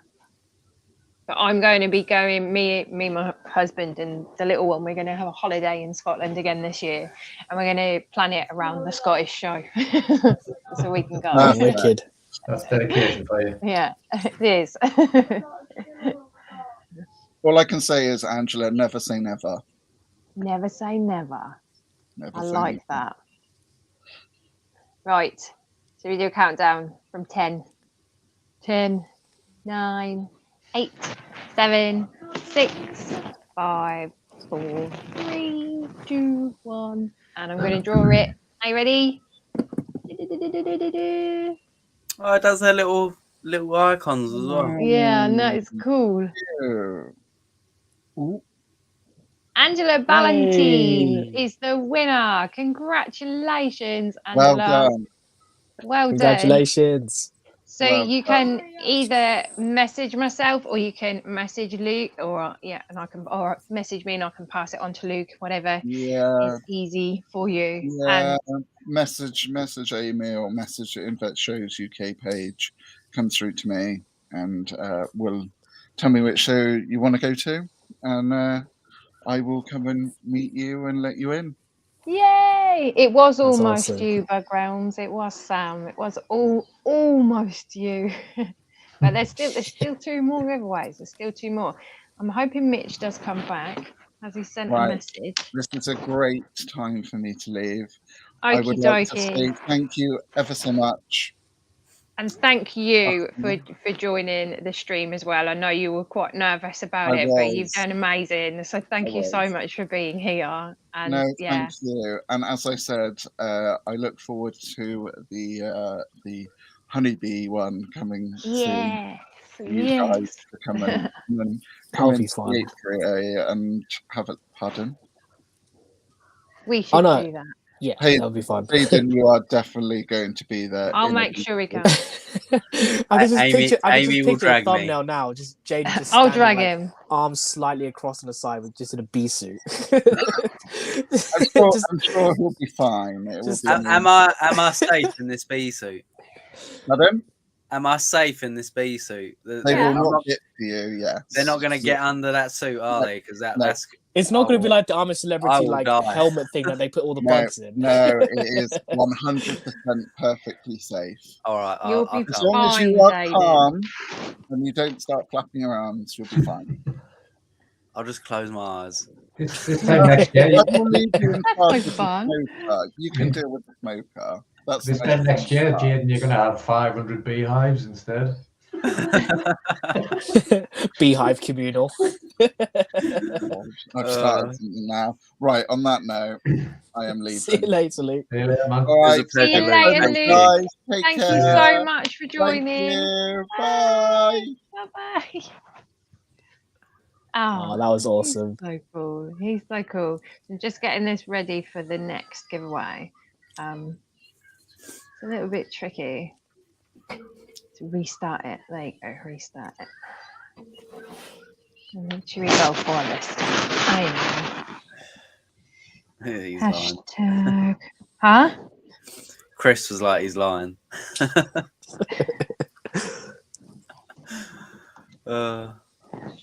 Right. So the next giveaway, Mitch, by the way, he's having a bit of trouble with his Wi-Fi. He's trying to get it sorted. So hopefully he will. Oh, no, he is back. Look at him sitting backstage. I'm so sorry. I didn't see you there. So I must apologise. I'm so sorry. I had a complete internet failure. I had to go running back into the house. It's completely hammering it down outside the shed. I went running back into the house because I first tried to start turning my laptop on and off, and then I had to go and turn the router off and back on again. It's just anyway, you're here now. Sorry, guys. We haven't drawn. I miss saying goodbye to Luke too. So anyway, I'll message him anyway. So it's fine. Well, I haven't done your giveaway yet. I'm just about to do the spider shop. So this is for a £35 voucher. £25 of the voucher I'm putting to, and then the spider shop have bumped it up for me, which is fantastic. Bless them. So yeah, this one, of course, we've got to go with just the hashtag of the spider shop. So hashtag the spider shop. Drop that in the comments now. Give you some time to get that in there. So yeah, £35 spend. You can keep it and go to a show and spend it at the show, or you can spend it online, or just have fun with it. Or you can sell it on eBay. Wow, that's another way, another thing. I don't think it'd probably sell, would it? So we got some coming in now. Oh, this one's a hit. That's.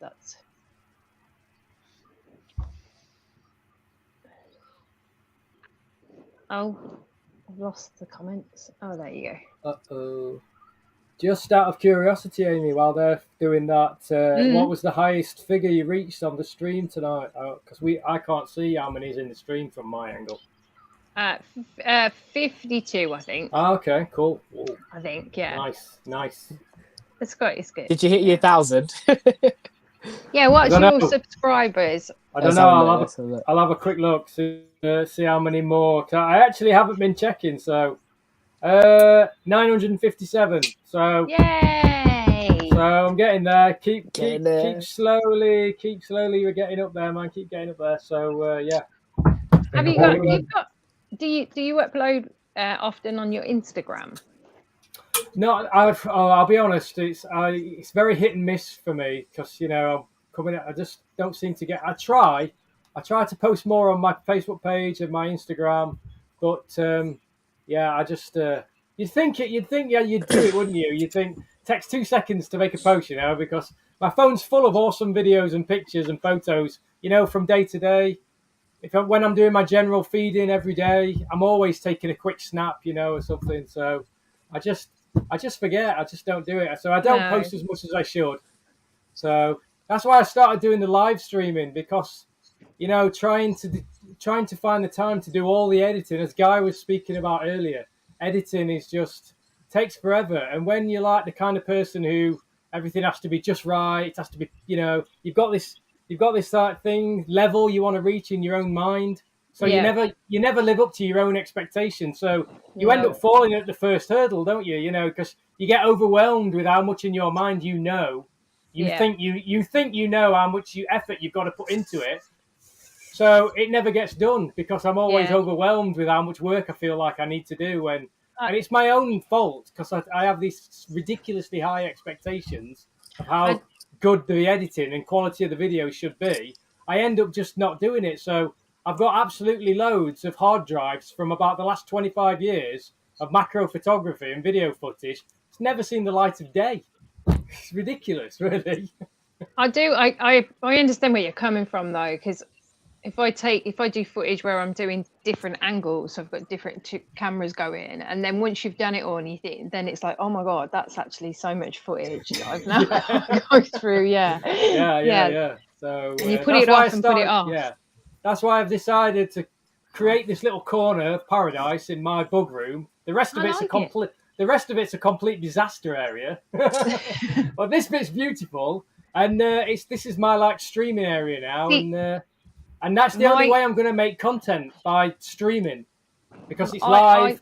It's and it gets done. So see if mine goes all the way up here, look. Yeah. So I always look like I've got hardly anything. And in actual fact, most of my living room is taken up. Yeah, exactly. So live streaming is the way forward for me now because it's the only way I'll make any content. No editing, apart from the prep at the beginning. There's quite a lot more prep goes into the beginning bit, trying to get your props ready and everything. Yeah. But I actually prefer it this way as well. You see, there's no, it's warts and all, isn't it? There's no hiding behind the editing. No, there isn't. It's just well, raw. you've said it. You can't cut it out. Yeah. We'll clip it. Yeah, I've tried that back in the day.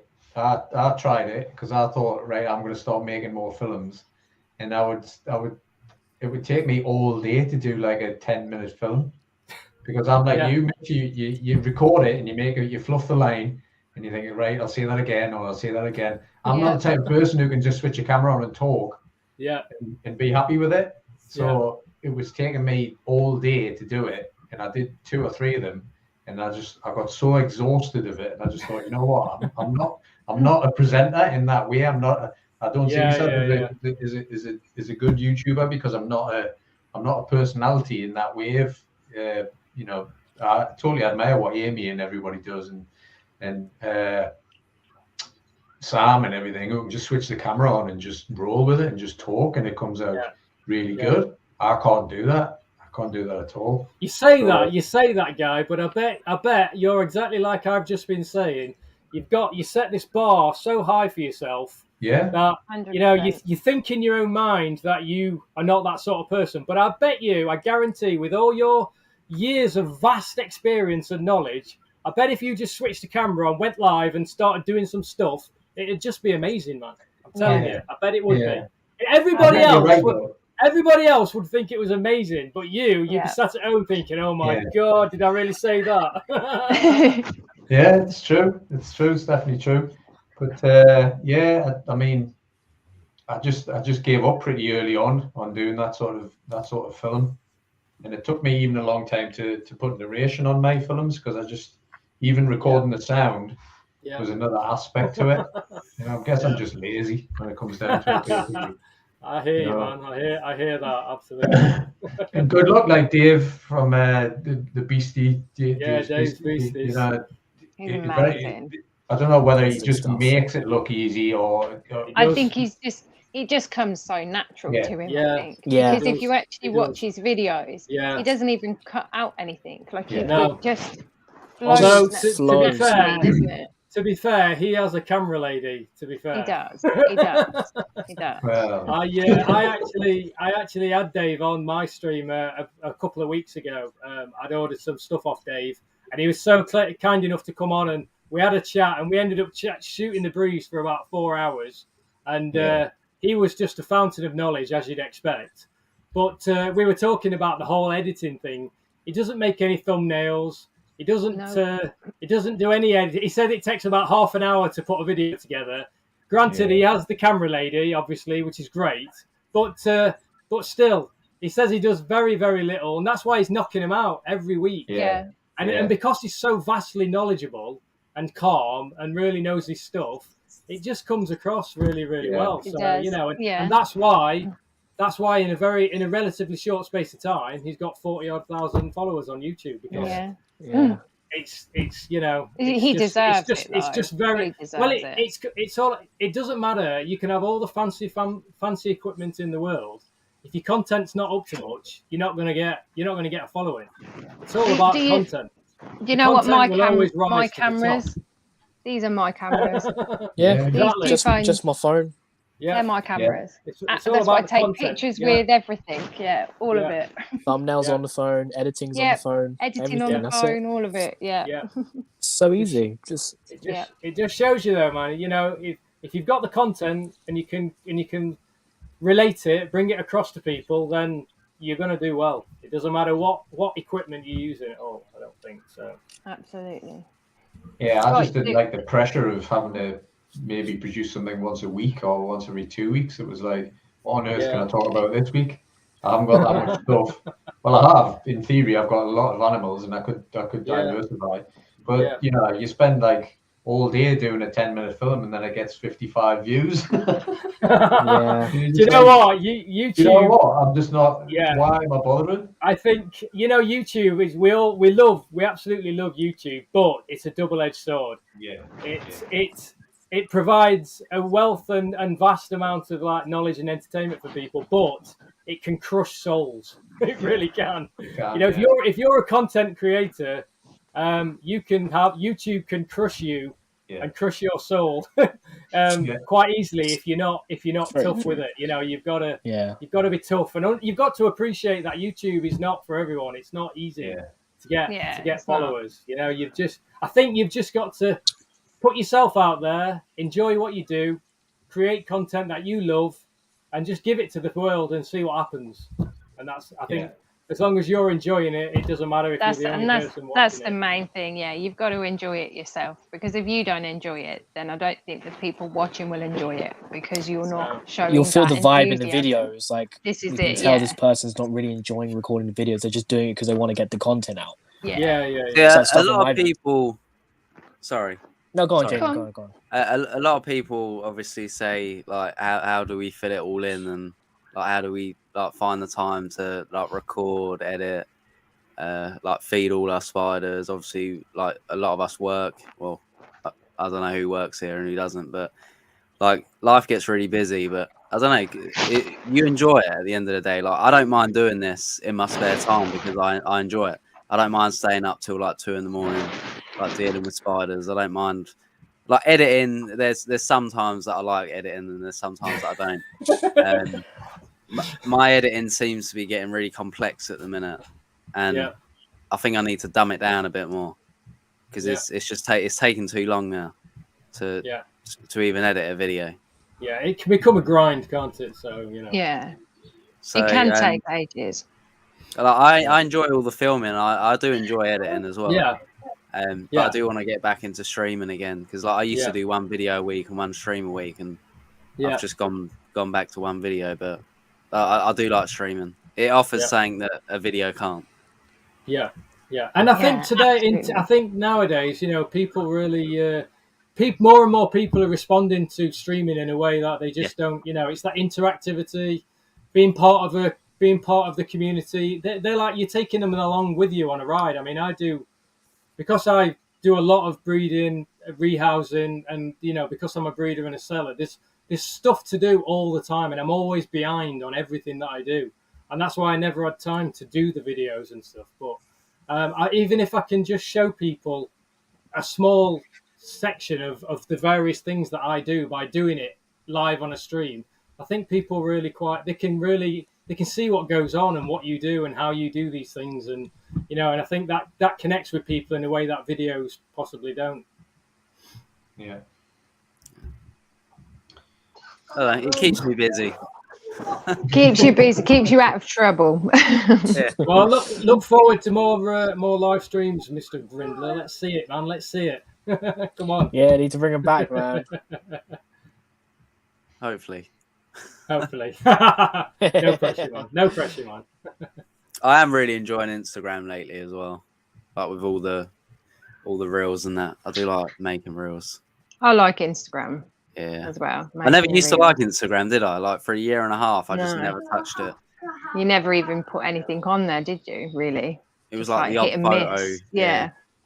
There's a funny thing the about thing is you gotta keep doing it every day. Like you just gotta be on it every day. Yeah. Love Tarantula's Instagram page. Nobody knows who runs it. Does anybody run it? Well, somebody owns it. Somebody set it up. Wasn't Andy, wasn't me. Right. I can't figure out who actually started it. That's why you look at it and there's hardly anything on it. Right. It's a dead page, really. I've messaged the page over and over again saying who runs this page, but I don't get any response. Right. It's like I had a guy on TikTok that stole all my content, like my Balfour videos, and reposted them. Wow, really? I've had that on YouTube where you've got the copyright section where you can see if anybody's reposted your stuff. I've had that a few times over the years. Yeah, which is really, really good. But it only picks up on the audio. It must be the software that picks up on the audio. So somebody can steal your footage and put their audio on top and they'll get away with it. Right. Oh, that's not good. It's not the images, it's the audio. So I think the chat want me to draw the spider shops. Get on with it. Get on with it. Yeah. Get on with it. Right. That was a giveaway. It's a giveaway. Good luck, So everyone. 18 entries. Are we ready, people? In 3, 2, 1, go.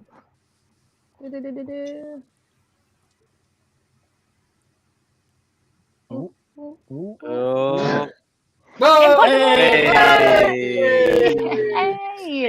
Hey, I'm Gav. Is he still here? Gav, you still here? Is he still here? Is he still here? Yeah, he'll be watching. Don't worry, he's there. He's there. Okay. Well done, Gav. Well, Mucker. I was just thinking, Gav would if Gav had won my prize because he helps me at the shows and stuff. So there he is. Woo! Yeah, well done, Gav. Honestly, congratulations, dude. So I will speak to the Spider Shop and I will get a voucher sorted out for you, and the voucher will be emailed over to you, and then you can spend it however you want, whether you want to spend it online or spend it at a show. All right, just leave it with me and I'll get it sorted for you. Woo. Yay! Right, so then the last one is the donation from Mitch. So Mitch, you need to choose the hashtag. To me. Oh well, I guess it just has to be Amy Rocks, right? Oh, oh no way! Are you sure? Do it. Go for it. Of course. I've had my name Hunting Universe there the whole night, so it doesn't really matter. Okay. Go for it, Amy Rocks. Amy rocks. Well. So this is for a £50 gift card to spend with Unseen Universe. How exciting is that? That's really cool. So it is Amy Rocks. Good luck. Good luck. All lowercase, guys. If you put capital, it won't go through. Lowercase people. Just to make it awkward. Just being awkward. Yeah. So, looks like I picked up another subscriber. Yay! 959. Woohoo! You'll get there. You'll get there. Yeah. So once I get to my 1,000 subscribers, I only need to squeeze in another 2,000 hours of viewing time before November. Oh, no way. But live streaming is the way to do it. Live stream racks up your hours. Why do you think I'm hitting two live streams a week if you can? It'll not be long before you get your £30 a month. Not even that much. It's not even 30, I don't think. Come on. I want it. Not even that, I don't think. So, £30 a year. Yeah. I want it. Yeah. I was going to ask Guy a question, but maybe wait till later because obviously, once he gets on one, he might go off on a waffle, and then everyone in the chat will be like, "Who's won? We don't care about what Guy's got to say about who's won. Have I won Just the choose the winner already." Right, guys, I am going to have to bounce now. All right, Jaden. Thank so you, much Jaden. for joining. Take care, man. Thank you. Thank you for having me on. It's been a good night. And I will be keeping a lookout for you doing a live stream. Yeah, we will. Oh, eventually. And taking you to see the bees. I'm gonna message you every day. Where's this live stream? The bees thing definitely has to happen. It does. Take it easy, man. See you later, boo. See you later, thank you, everyone. Take care, man. Bye-bye. I forgot how you get out of this. There you go. Figured it out eventually. I feel like I didn't stream. How do I get out of this little box? Let me out. Didn't stream with him for like we did it for about 8 months, didn't we? Weekly. He's bad. Right, guys, are we ready? Has everybody got their entry in? 19 people. That's what it's telling me. Let's get it back up on the screen. Are we ready? In 3, 2, 1. We're gonna be.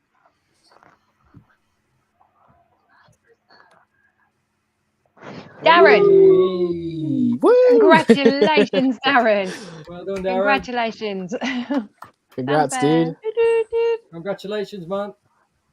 So, if you want to get in touch with Mitch, and send me a will message. get that sorted for if you send me a message either on my Unseen Universe page or wherever you can find me, I'm all over the place. So just send me a message. You can either spend the gift card on my website. I do have a lot more species that are not on the website because I can never keep up with the website, to be honest. So I will send you a full stock list. I've got a load of other things that aren't on the website. Or I will be at all the Invert shows, not Taunton, but after that I'll be at all the Invert shows. So you can either come and see me at the Invert shows if you can wait that long, or you can just get them from the website. No problem, or whatever you want to do, man. Awesome That's stuff. awesome. So I'm just going to write that down so I don't forget as well. Cool. Okie dokie. So is there anything anybody now wants to say, talk, ask?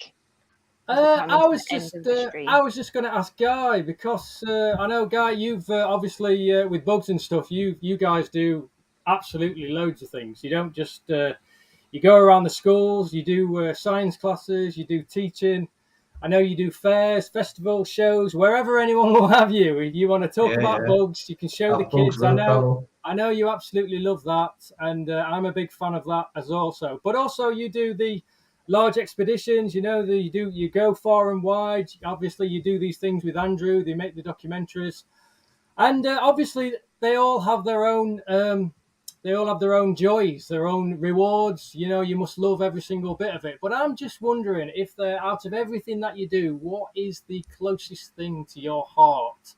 What is the thing that really gets you going? You know, just the one thing that I think I know the answer to it, but I'd like to get your perspective on it. Really? Can you give us a hint?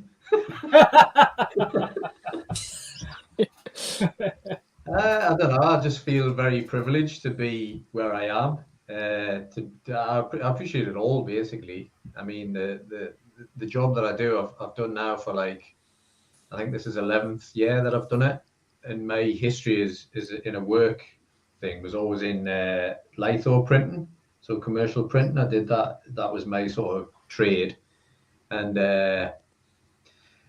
I got to know Andy really well, and Paul does the same sort of thing as well. He does the schools and the talks. And I went down to see Andy, and I says, look, I'm thinking of a career change, and can I just shadow you in a school and see what actually you get, what's involved, you know? So he mentored me in that whole aspect of it. So I really appreciate that side of it. When you got kids in a school, really young kids, you can't beat that thing when you take out a huge beetle or a big grasshopper or a jungle nymph. In the first, the kids are just like, their mouths are open, their eyes are wide. Yeah. And I'm just thinking, when I was at school, nobody came into my school with animals. No. And I got into it through my older brother, you know. And some of the kids just some of the things they say, it's hilarious. Some of the stories they tell you, and so I love that aspect of it. But in terms of animals, probably it is spiders. It'll always be spiders. That's my main interest. And I'll tell you how it happened. My brother's 5 years older than me, so when I was like 5 and 6, he was like 10 and 11, and he was keeping silk moths. He was keeping the robin moth. Is it the robin moth? Yeah.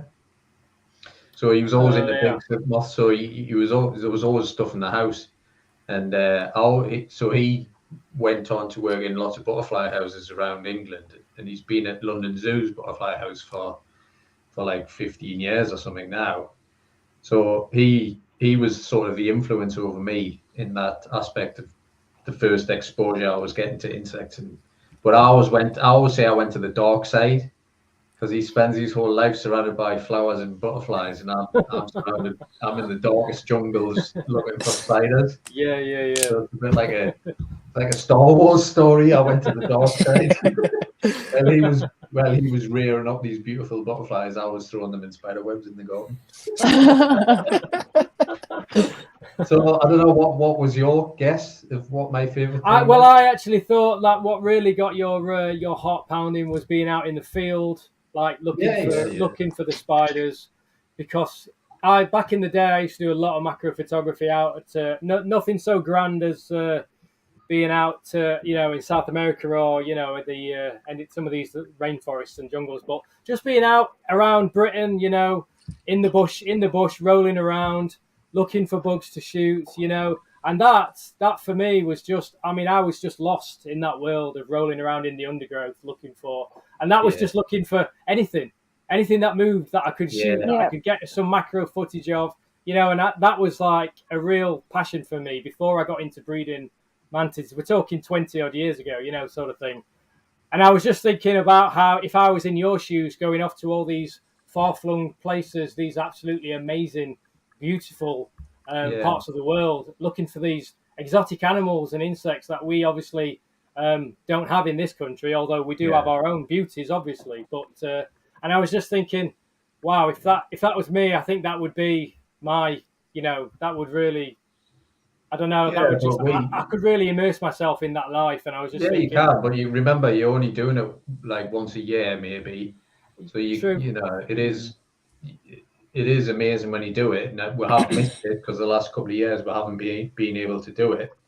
But yeah, I mean, I don't know if you've seen the UK spider one we did with Richard. Richard's now focused less on African stuff and more on the British stuff. Yep. And he's just been given a new role in that organisation of sort of basically cataloguing all the records of all the British stuff. Yep. So he's really into that. So when they came up over the summer last year, I said, "Can I tag along and shoot some film?" You know, and that's turned out to be quite a popular little film. Yep.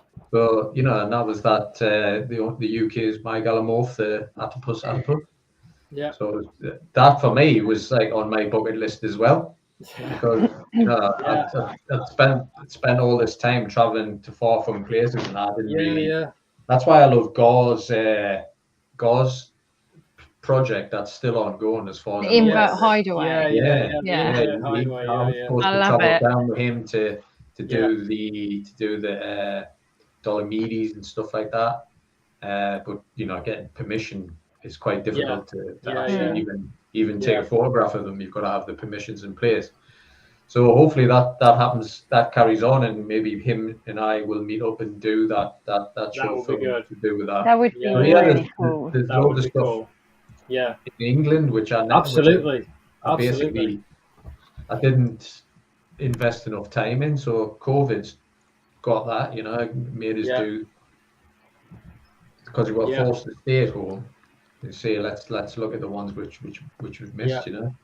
And I think there's a lot of species in this country that people just don't either appreciate or realise that we have such amazing diversity of insects in this country. Scorpions, them scorpions down south. I mean, 150 years they've been in England, and you tell the teachers that in the school, and they're like, "What?"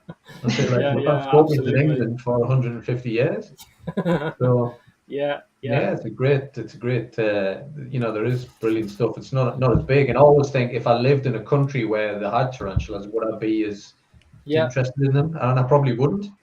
Yeah. Because if you can just go and see them, say if you lived in North America, for example, and you could just travel not far to see them, and if you'd grown up around them, you might just be like, yeah, it's a tarantula. Yeah, be like it's a pigeon is to us. Yeah, something more common, yeah. Yeah. What I do love though is Goliath beetles is one of my favourite things as well. Yeah. And beetles in general. We've got some amazing beetle species in this country, really have. So. Lucanus for sure. Yeah. Yeah, you know what? I've never seen one. Never seen one in the flesh, because like where I'm too far north, and again that was on my list. My wife travels down to London. She's from Sussex, and like she'll send us pictures saying, "Oh, there's one in the garden. I'll be there." So again, I've never seen a lot. I've seen the related species in Europe and stuff like that, but not I haven't seen a British stag beetle. Yeah, because I was looking at crazy, isn't it? It's crazy. The males are crazy. I was looking at reports in my town in regards to Lucanus. They said they have a population here. I'm telling you, last summer I spent weeks looking for them. I just could not find them anywhere. I went all over my town cycling, my little bike with my backpack and a stick, just digging around all the things, trying to go into the not private areas so I could see if I can find one. Just had no luck. It's like I would love to see one in the flesh one day. I will. Me and Paul have got like a trip planned at some point, hopefully, for the Titan beetle. Oh yeah. We want to do that one and do a project on that, because Andy hates the fact that we're into beetles. He'll often be on a field trip with me, Andy, and Paul, and me and Paul are completely obsessed with everything. Andy's just singularity spiders. You know, he's got the film he wants to make, and he's not bothered about anything else. So I'll be on a remote hillside, and we'll have walkie-talkies all the time just in case. And then the walkie-talkie will go off, and it'll be Paul going, "Guy, are you nearby? Can you hear us?" And I'll say, "Yeah." He says, "I found one. You know, you've got to see this. You've got to see this." And Andy can hear us talking on the radio, so we all rush to Paul's. You climb through all the forest, you climb up a hillside, you get to Paul, and he's like, "Oh, look at the size of this beetle, isn't it wonderful?" And Andy's like, "What are you doing? You made me run all the way here for a beetle." Yeah. So it come to the point where Andy did a speech at my wedding, and he had a plastic beetle with him, and bless him, I was the only one who got the joke, basically, because most of my friends are not really that much into it, who were at the wedding anyway. And he told that story about that, and he went, "I'm sorry to say, Jude," but that's my wife's name. "I'm sorry to say, Jude, you've married a coleopterist." And of course, I just burst out laughing. Everybody's just gone, "What?" No idea. Yeah. Excellent. So Cool. funny. Hence why you've probably noticed me wall back here. Can you spot Yes, the, I like can you that. spot the Goliath beetles? Oh yeah. So I'll explain that. Just spotted it. Yeah. One up there. Yeah, I can see it clear I as day love there. Goliathus. Oh, that is cool, man. So I'm a That's sucker really for cool. a paisley shirt, and when I got married, Jude got a dress made by a friend of ours, and I thought I'll get them to make my suit and shirt. So I told them my love of paisley and Goliath beetles, and they came up with this design. Wow, that's so cool. That is Fantastic. very cool, man. That is So I got a bespoke wallpaper printed just for one wall. It was the most nerve-wracking 2 pieces of wallpaper I've ever put up in my life. But I like about it because when you look at it, it's paisley, but you don't actually see the beetles until they're pointed out. No, yeah. Didn't see that These at are all. all- Didn't spot that. Yeah. It's a shame you can't see it in more detail. Yeah. These are the wings. See the wings Yeah. here? Yeah, can see it now. They did Oh, an that's amazing cool. job. That's so and- cool. And I thought I can't just have it on a shirt, which I no longer can fit into. So I thought it needs to be displayed somewhere bigger. Yeah. Because all my animals are not in the house; they're in. I've got a double garage which is attached to the house, where all my animals are in, and I've got no Wi-Fi in there. Oh. That's why I'm in this part of the house. Yeah. All my animals take up the front room. Yeah, I've been there, I've done that. Yeah. Everything's in my bedroom. I know. That's cool though. I do have some snakes in my bedroom. I've got 4 snakes in my bedroom. Yeah, because I can't fit them down here. I've got 4 down here. When I used to have 700 spiders, they were all in the bedroom and spare room. Yeah. I remember when I first met my wife, after the first or second date, I was like, By the way, do you like spiders by any chance? Do you mind? She was like, no, I don't mind them. I was just like, welcome to the room of doom. Well, this is a room you don't want to be in. And luckily, she was fine. She was fine with it. Bless. Well, good. Thank you so much, guys, for coming. I am going to think about shutting this down now, just because I'm getting. Otherwise, we'll just keep going, Amy. We'll just keep going. I would keep going. I did it before. I held the record for Tarantula Tube is Certainly Not Takeaway, the longest stream. I think I did 12 hours. Wow. Jesus. And then Danny beat me, and he did longer, and I was like. not doing it again. But yeah, it's been absolutely amazing. You guys absolutely rock. Thank you so much for coming on. Thanks for the giveaway, Mitch. That was so generous of you. My pleasure. To do that. My pleasure. And Guy, having you here and Andrew, you just made my day. You really did. When you messaged me, I was like, is he on about Andrew Smith? He said Andy. I'm sure he means Andrew Smith. Yeah, call him Andy if you want. It's fine. Well, yeah, this is it. And then I was like, really excited. But yeah, it's I appreciate amazing. the opportunity to just give it that last push. I know we Yeah. met the target and everything, and I see Mitch has done a big donation there, so I appreciate that. No problem, man. Yeah. Hopefully it leads on to more projects. Yeah, fingers crossed. Because, like I said earlier, for me, I think it's just really important. I think it's really important that we as a community, the wider community as well, can support lovetarantulas.com and get these documentaries done, especially given the fact that, you might film a spider that in years to come, we may not see in the wild again. So, it's really important, to me anyway. Yeah. And then maybe one time you can put me in your suitcase take you with you. And I'll come too. we'd fit together. We'd fit, wouldn't we, Jerimie? Like, I'll fit in the handheld. I'll fit in the handheld luggage. I'm 5'3". You can squeeze me in somewhere. Right. As long as it's got carry a bag of dude. Yeah, I'll go on the wheelie one. That's fine, no problem. I don't have to walk. The little slip for your eyes. Just pop my eye out every now and then, like, are we there yet? So what I'm going to do anyway, for everybody that's watching, again, thank you so much for everybody that's here, that stayed, that watched, that joined in with us. You've been fantastic audience, honestly. But I'm not going to just shut the stream. I'm going to leave you with one of my newest videos that I haven't released on my channel yet for you to have a look at. It is a feeding video. I do hope you're not.